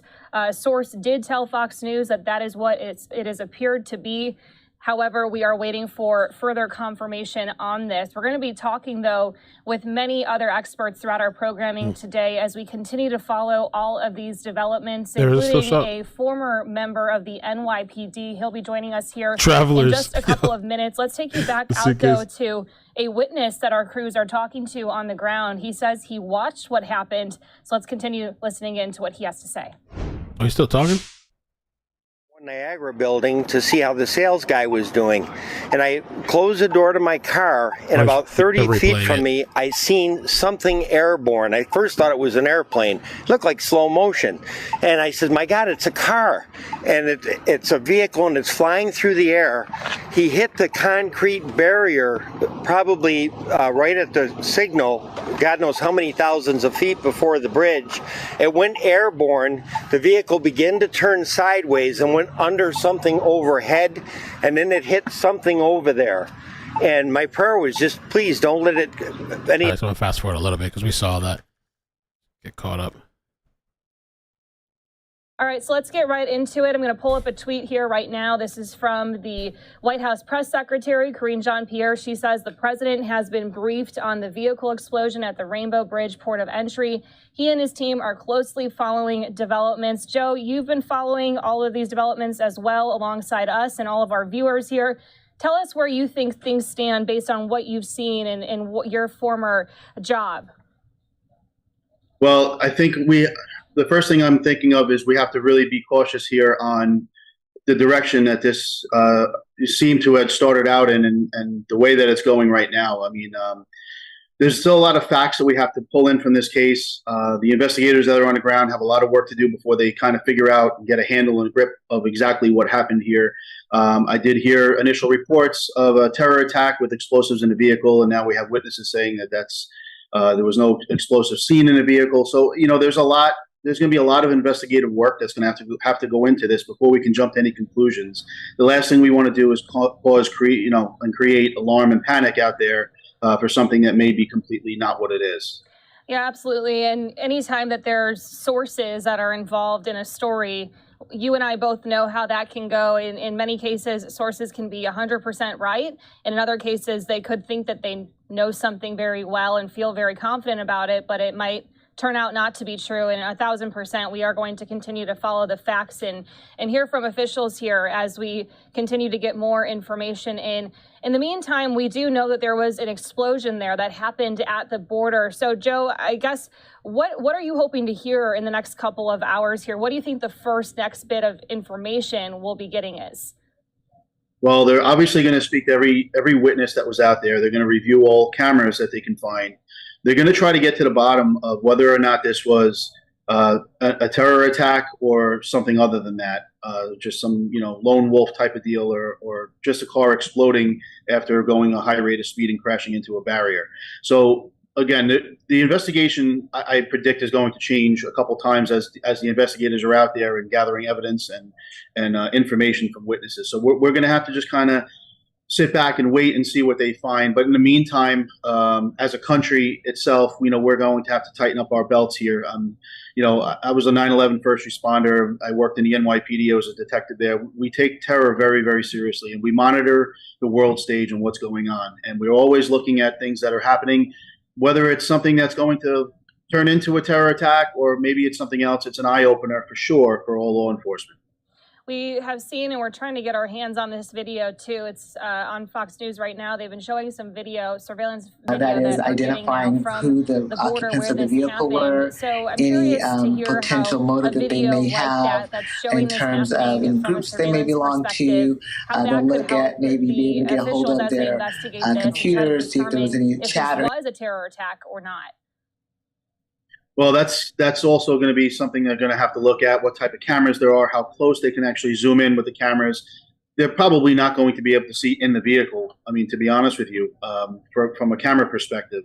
But what they will be able to see is if this person did accelerate at a high rate of speed after passing what I was told was a security checkpoint, and there was a second security checkpoint that they were allegedly heading to. They'll see if they accelerated to a high rate of speed, and maybe the type of explosion that happened at the end. They'll review it. They'll probably bring on some experts to maybe give them a grip on, what happens when a vehicle hits a barrier at, possibly 80, 90 miles an hour. Is this type of an explosion that would mimic that? That's all stuff that's going to be looked at to try to get to the bottom of this. And then the evidence that's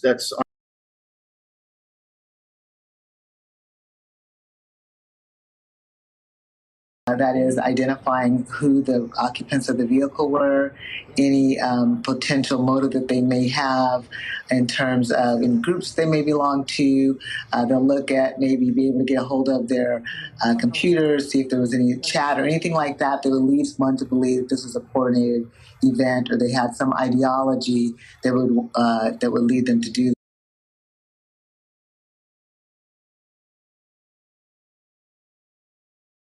That is identifying who the occupants of the vehicle were. Okay. My bad. I was muted. That they may. They're saying this is the video of the car going airborne. I mean, I saw somebody post this.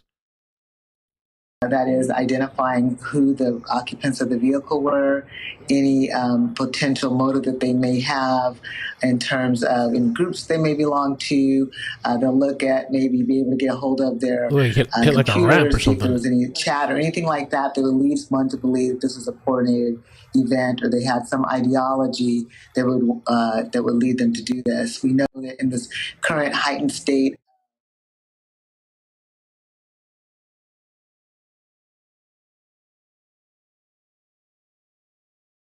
Damn. I mean, that has to be it. Yeah, see the booths? It looks like it hits some type of like ramp or something. I don't know what that is.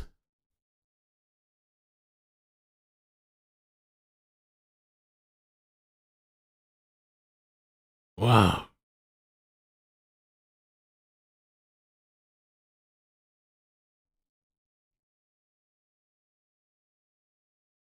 On the ground now.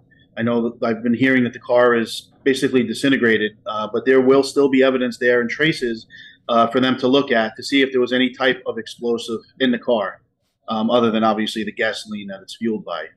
And I thought, Yeah, this is a time too. and it doesn't look like a black vehicle, right? That to me it looked like silver or white or something.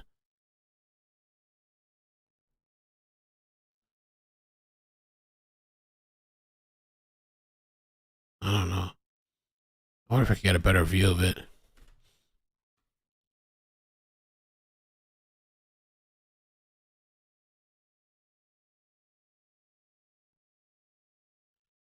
I don't know. I'm trying to see if there's any other sources for that video.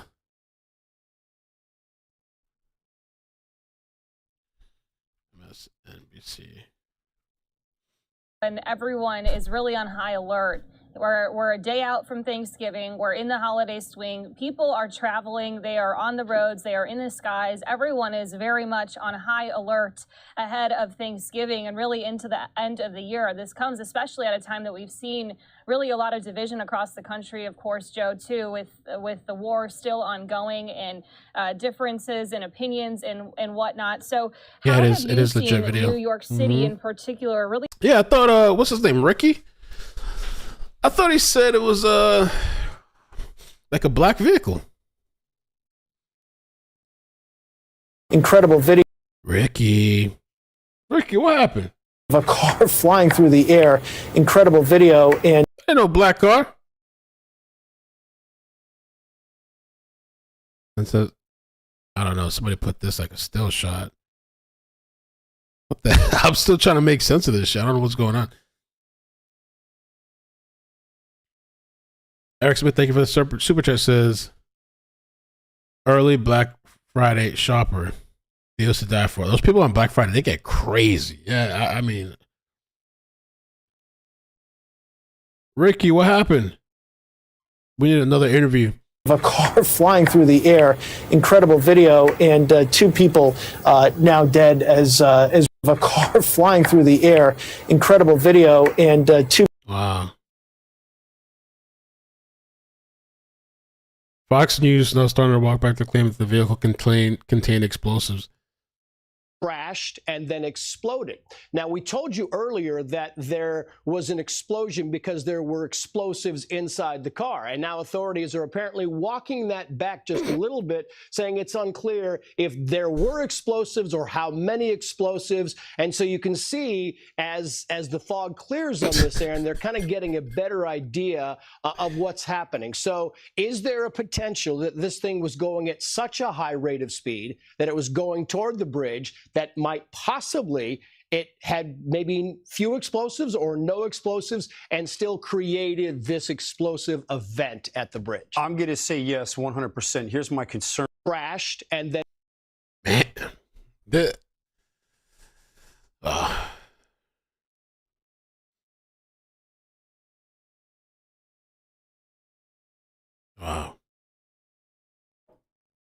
Ramp up patrols. We've seen that before for big events, anytime there's a big parade, a big holiday, but now especially to have an incident like this. Did he? Yo, I literally thought that popped in my head, Sandwich. I was going to post it on her comment as a joke, but then I'm like, I don't want to get canceled.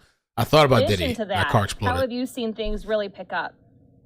Well, in New York City, we're always on guard. It's something we don't take lightly here in New York City. So every parade, everything that you see going on in the city, every major event is always going to have top-notch security. And when they see stuff like this, again, they monitor everything going on in a world stage. The NYPD has a broader scope than what most people actually think. We have detectives all over the world that monitor this stuff from abroad and report back to our intelligence. And we get the best and the most accurate information that's out there. So watching this is just another thing. They're going to be monitoring it just the way we are now. They'll get all the inside facts on what actually happened here and how they can prepare themselves with the Thanksgiving Day parade and some of the big events that are coming up in New York City. Again, New York City is a prime target for terror. I mean, we all know that, very highly populated. But the way that the NYPD patrols it, it's top notch, and it's not a soft target by any stretch of the imagination. We make it very difficult. I mean, we cover all the bases when it comes to protecting New York City. Absolutely, and we can see this video that we're getting in here. We're getting a couple of different perspectives. Obviously, a ton of law enforcement. There seems to be a ton of people who are on top of this very breaking and fluid scene here. Joe, talk to us about just the response that they likely got in a situation like this in a very busy place with people commuting over the holiday week and weekend. Yeah, well, immediately the thought is going to be terror, and that's natural, and that's the way it should go because we have to rule that out first. So the FBI will immediately, their field office will immediately get notified and respond to that location. Their investigative teams, their evidence response teams will all be on scene.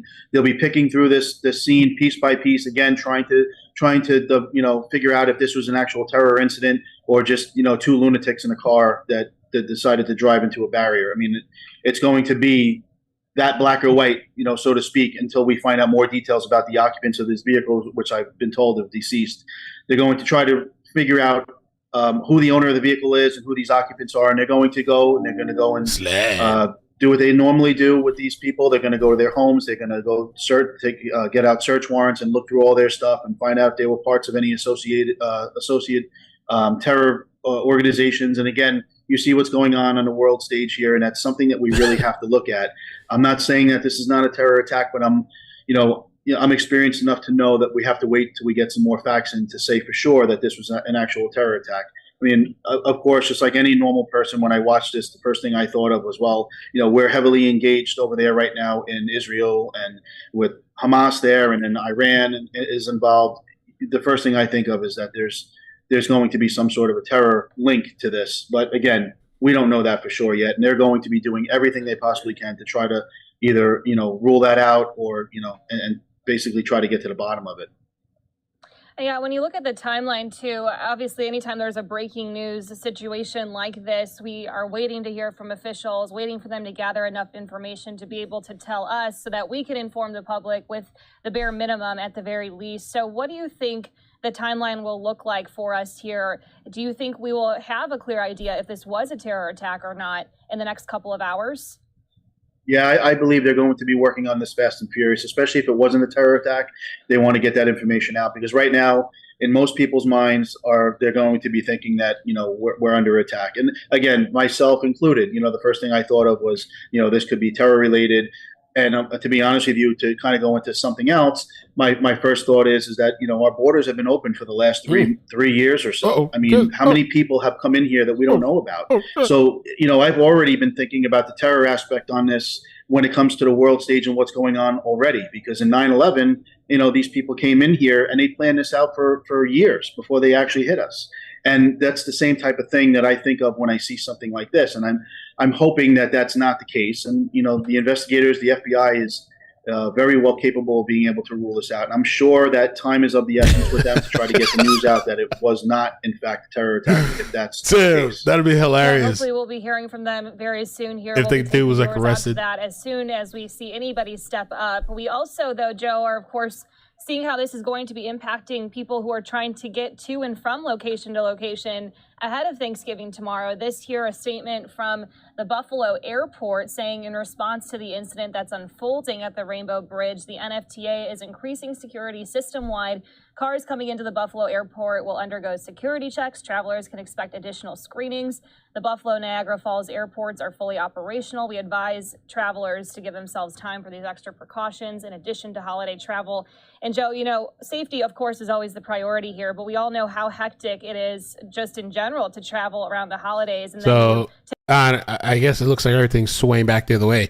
I thought in my head, my opinion, I thought it was like definitively this has to be some type of attack, but it seems like, and I guess we're just gonna have to wait for the information. It seems like it was a terror attack, and that there could be many more. So expect delays. I mean, this is the worst possible time, and my heart goes out to everybody who's trying to travel to family and everybody right now during Thanksgiving. I'm driving like 5 minutes to get food. I should probably bring something, but yeah, regardless, still, man, be vigilant. That many of us can't really speak to. Is there anything else that comes to mind as we're watching all of these different live images come in, showing you different statements that we're getting from the FBI, that we're getting from the of course, but it's not. Anything else? But I still want to know, definitely want to know whether it was or not like confirmed. But then I also want to know what the hell happened. What happened? Stands out to you about where things stand right now. Nothing in particular because of what I'm seeing, what you're seeing right now. I'm waiting to get some information myself to try to figure out in my own mind what I think might have happened. But we're going to have to wait like everybody else until they come to a conclusion here on this. And I'm praying that this was not an affiliated terror attack, meaning that not associated with one of these large terror groups. It's bad enough that we get these lone wolf attacks. They do just as much damage, but at the same time, we don't want it to be affiliated with something that's a worldwide terror organization. So it's going to be interesting to see what happens. I'm predicting that it's going to happen fairly quickly. If it's not a terror attack, they want to get that information out as soon as possible. If it was, they're going to have to release some more details about it, and that's going to eventually have the ripple effect even more around the country about tightening up some of our soft targets around the country, especially around the holidays. But until then, we'll just have to do a wait and see where this goes. Yeah, absolutely, Joe. All right. So I'm going to get off for a little while, but if they do bring an update, I'll jump back on. If they do a press conference, I'm thinking they're probably going to have to do maybe a press conference. I mean, they could do a little press release, but I'm thinking maybe a press conference. And hopefully by today to ease people's minds and stuff. So, yeah, I'm going to be around though. I'm going to be chilling. My mother's coming over in about an hour. So we're going to do a little happy birthday thing. And then tomorrow's Thanksgiving. And this kind of really just shows you too, man, how the news can take you through like this weave of like constant changing information, but I'll definitely come back. I'm just gonna be around the house, so I'll definitely come back. And I saw an explosion too. I mean, the one thing looked like an explosion. I guess it was just fire. That one video we saw looked like an explosion. Couldn't really see the car, but we saw the aftermath. Ricky. Lex Lux, thank you for the 13 months. Happy Thanksgiving. The last Ronan, thank you for the 4 months. Have a great and safe holiday weekend. Thank you. Candeli, thank you for the 5 months. Be Tim. Thank you guys, man. Make sure you subscribe if you haven't done so. Hit the like button. And subscribe to the second channel if you haven't done so. We're doing chases on the second channel. We had one today. That was kind of interesting. It was short-lived, but kind of interesting. And what I'm going to watch, to be honest with you, because I've been following all this war stuff, right? To keep it real. When I get off right now, I'm going to clean a little bit. But I'm also going to... They just released this an hour ago. Israel Defense Forces. They finally... For whoever's been watching, so under the Al-Shifa Hospital, I think they call it, or right next to it. I don't think it was directly under it. They say something like it may go under the tunnels or the hospital. But anyway, next to the hospital, there was like this tunnel in there, and they were saying that, like, you know, that Hamas has this base, like this. It wasn't just a base. They had said like a command center. So that makes you think like there's this big operation going on down there. And it's been this whole thing of like contention, people going back and forth. Where's the evidence? BBC had exposed something that was interesting too. So there's a whole bunch of stuff going on. So finally, because there was like a tunnel, but they didn't take you past this blast door that was there supposedly, right? And so they made this thumbnail proof behind the blast door. Because they just take you, I don't know how many feet in, but they never show you the blast door, which has like a little hole for a gun. And I'm like, I want to know what's behind the blast door. I want to know what's the proof that they say. Like, what is this? This has been a huge thing. So I'm going to watch this. Compound, we're underneath the ground.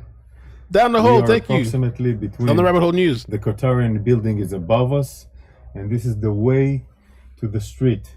Meaning this is a way that goes outside from the hospital. We are talking about a tunnel which is more than this, only this specific area is more than 300 meters of a tunnel. So this area goes directly outside of the hospital, approximately to one of the areas outside, maybe a mosque, maybe an apartment, and it's blocked. It's blocked and sealed. They knew that we were going to come here more than a month ago, and they sealed it. And now we're going to see the infrastructure of the tunnel. What's inside? This tunnel is a complex tunnel. It's not the ones that we know. It's more convenient for long living, like you have toilets. Oh. And you have rooms that were built in order to contain people. But this room is an operational room that had communication with electricity provided from the sources of the hospital, meaning the hospital. It should look like a shower. Provided from the sources of the hospital, meaning the hospital is providing electricity. This room was evacuated, and all the gear was evacuated. I guess it was evacuated when they knew or understand that we're going to enter into Shifa Hospital.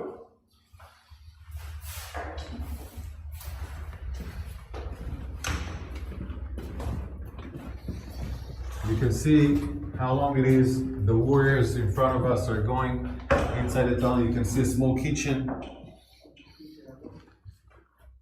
There's some decent kitchen stuff in there.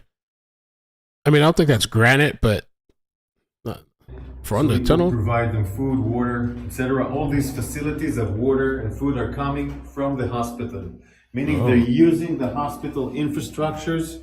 They're using the hospital infrastructures in order to provide this terror mechanism to stay alive and survive.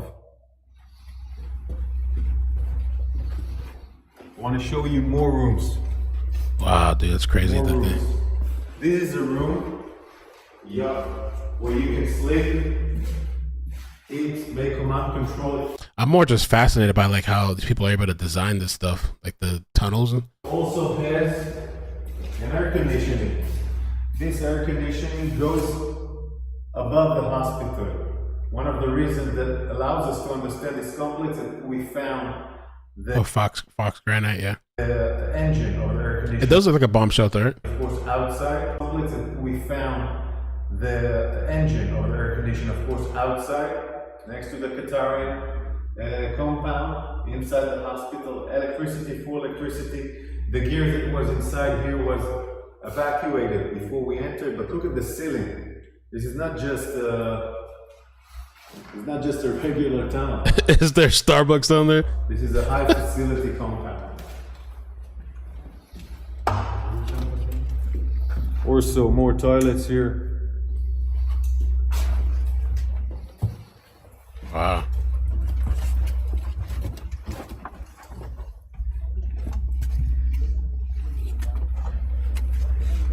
Damn. That tight space would kind of like make me real.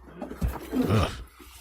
Of course, they tried to seal it. They tried to seal it also with sand and other components that we will not be able to enter here. We evacuated the sand.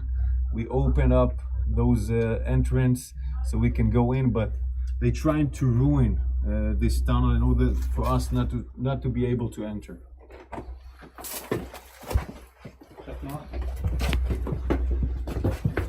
I really wonder how they check for booby traps, because it's been a known thing that like they'll set booby traps on there for people that are not supposed to be down there. So I mean, I know that I've seen them send like drones. I wonder if they have the dogs. I don't know what else safety stuff they use. I mean, an explosion down there could cave in the whole thing, I guess, or at least that part of the tunnel.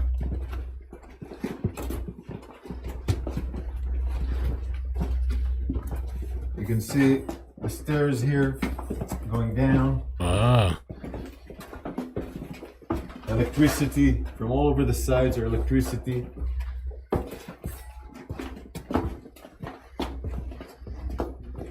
Damn, bro.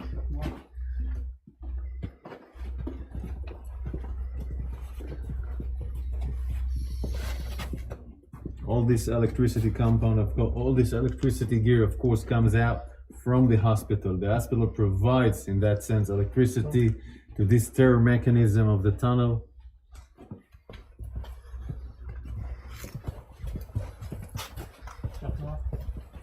This is a unique signature of the arches. The arches are a unique technique by Hamas, building the tunnels. It's something that was designed in the last 15 years. This unique every area that we see arches are we understand that it assembled, that it has a tunnel next to it. This is how we revealed some of the tunnels, so it's a unique structure of Hamas tunnels in the last 15 years.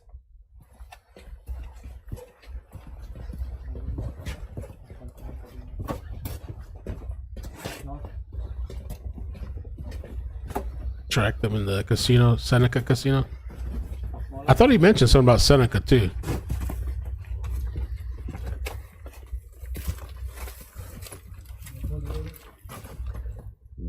The warriors, it took time to make sure that this area is not booby trapped.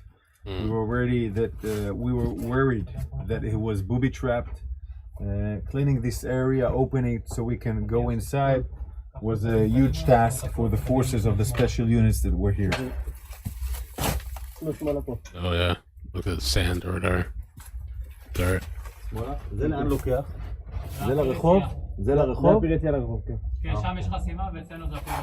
Where the warrior is standing here, it goes directly to the street, meaning it again goes out from the hospital to the north side of the hospital, where we found another tunnel which has an elevator like the Rantisi tunnel, and it goes up and goes out. So it's all a tunnel systems that ends in the hospital. It's a mechanism of a tunnel system that ends in the hospital. Now we're going to turn left and go out again in the hospital just to see the size of the tunnel. Yeah, I couldn't do those little small spaces like that. This is the blast.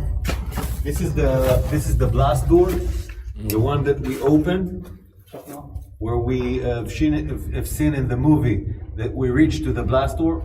We took us time to open it. We were making sure it's not booby trapped. These blast doors allows them to prevent blasts by our Air Force, meaning it can maintain the preservation of parts of the tunnel to be protected, and also it's part of fighting. So if an enemy reaches to the door, you can fight him through the door. So it's a really sophisticated mechanism in that sense, designed to fight. And all this mechanism above us is a hospital. Above us, patient, wounded, doctors, all being a human shield for this tunnel system here at Shifa Hospital.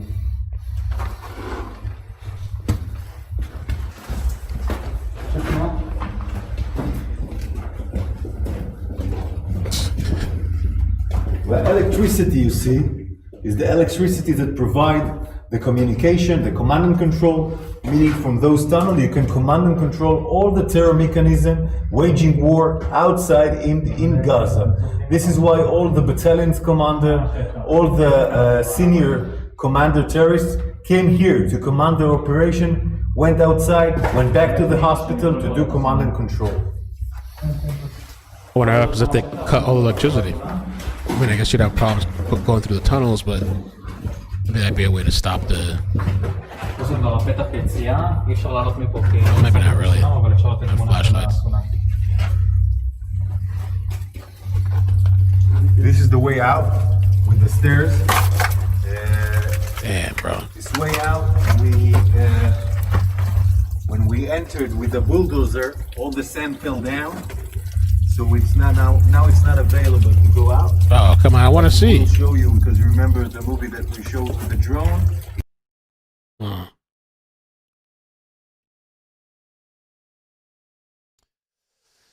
All right, so I'm gonna take a little break, and yeah, if there's some update, like a major update, they're gonna do a press conference. I'll come back and we'll cover it to hopefully close the page on it.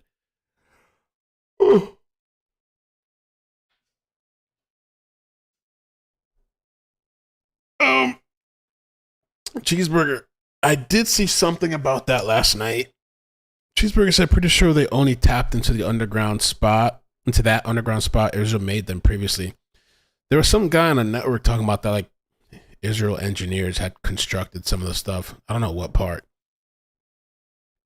I was like, what? At some point where they were there in Gaza. So, but anyway, man, yeah, I'll catch you guys later, man. Yo, seriously, be safe. There's a lot of crazy ish going on. There's a lot of crazy people on the road. Just nutty people everywhere. People stressed out, whether it's money, finances, mental health, combination of everything. You know, just be safe. Keep things simple. Or whatever, you know, try to avoid. I mean, I don't know. Some people live in these really busy, heavy areas. And some people love that too, like large crowds. I'm not doing anything that's like a large crowd, you know? And I know you can't like hide or whatever forever, but I normally don't like really large crowds anyway. So I don't know, just be careful with all the stuff that's going on around the world. You know, considering going to like these huge parades or I don't know, these mass gatherings, especially with what's going on overseas. People are really upset about that, you know? Have you seen the foam bomb? Oh, I never seen that, Annabelle. I heard about it. So I heard that's like one of the techniques that's supposed. It's like a bomb they throw and like it fills it up with stuff, like fills up the whole tunnel. Foam bomb tunnel. Is there a video for that? Time matches. Oh, I didn't think. Yo, 11. What? 11/22/23. Time matches date. Oh.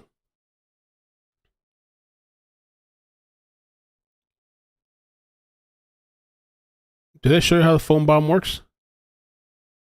Or sponge bomb? Sponge bomb?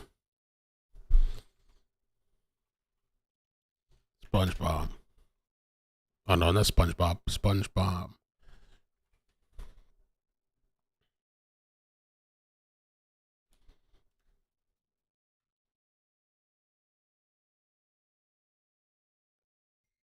That'd be kind of cool. I want to see what a sponge bomb looks like. Pressure coming up now. Where? I know, I'm trying to get off. Nick said the pressure's coming up.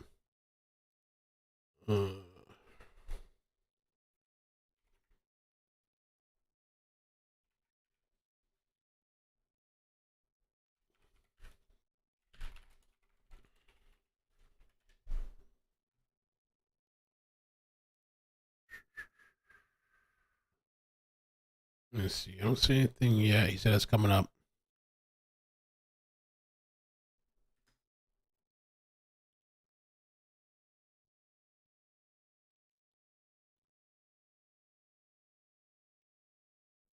All right. I think I am gonna get off, even if it's only for 10 minutes or whatever.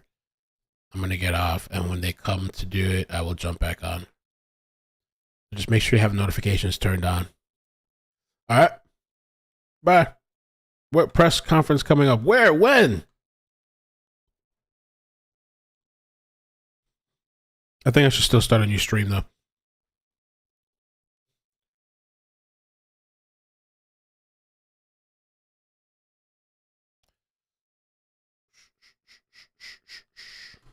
Foam insulation. Tazzy, thank you for the 7 months. Happy Thanksgiving, y'all. Happy Turkey Day.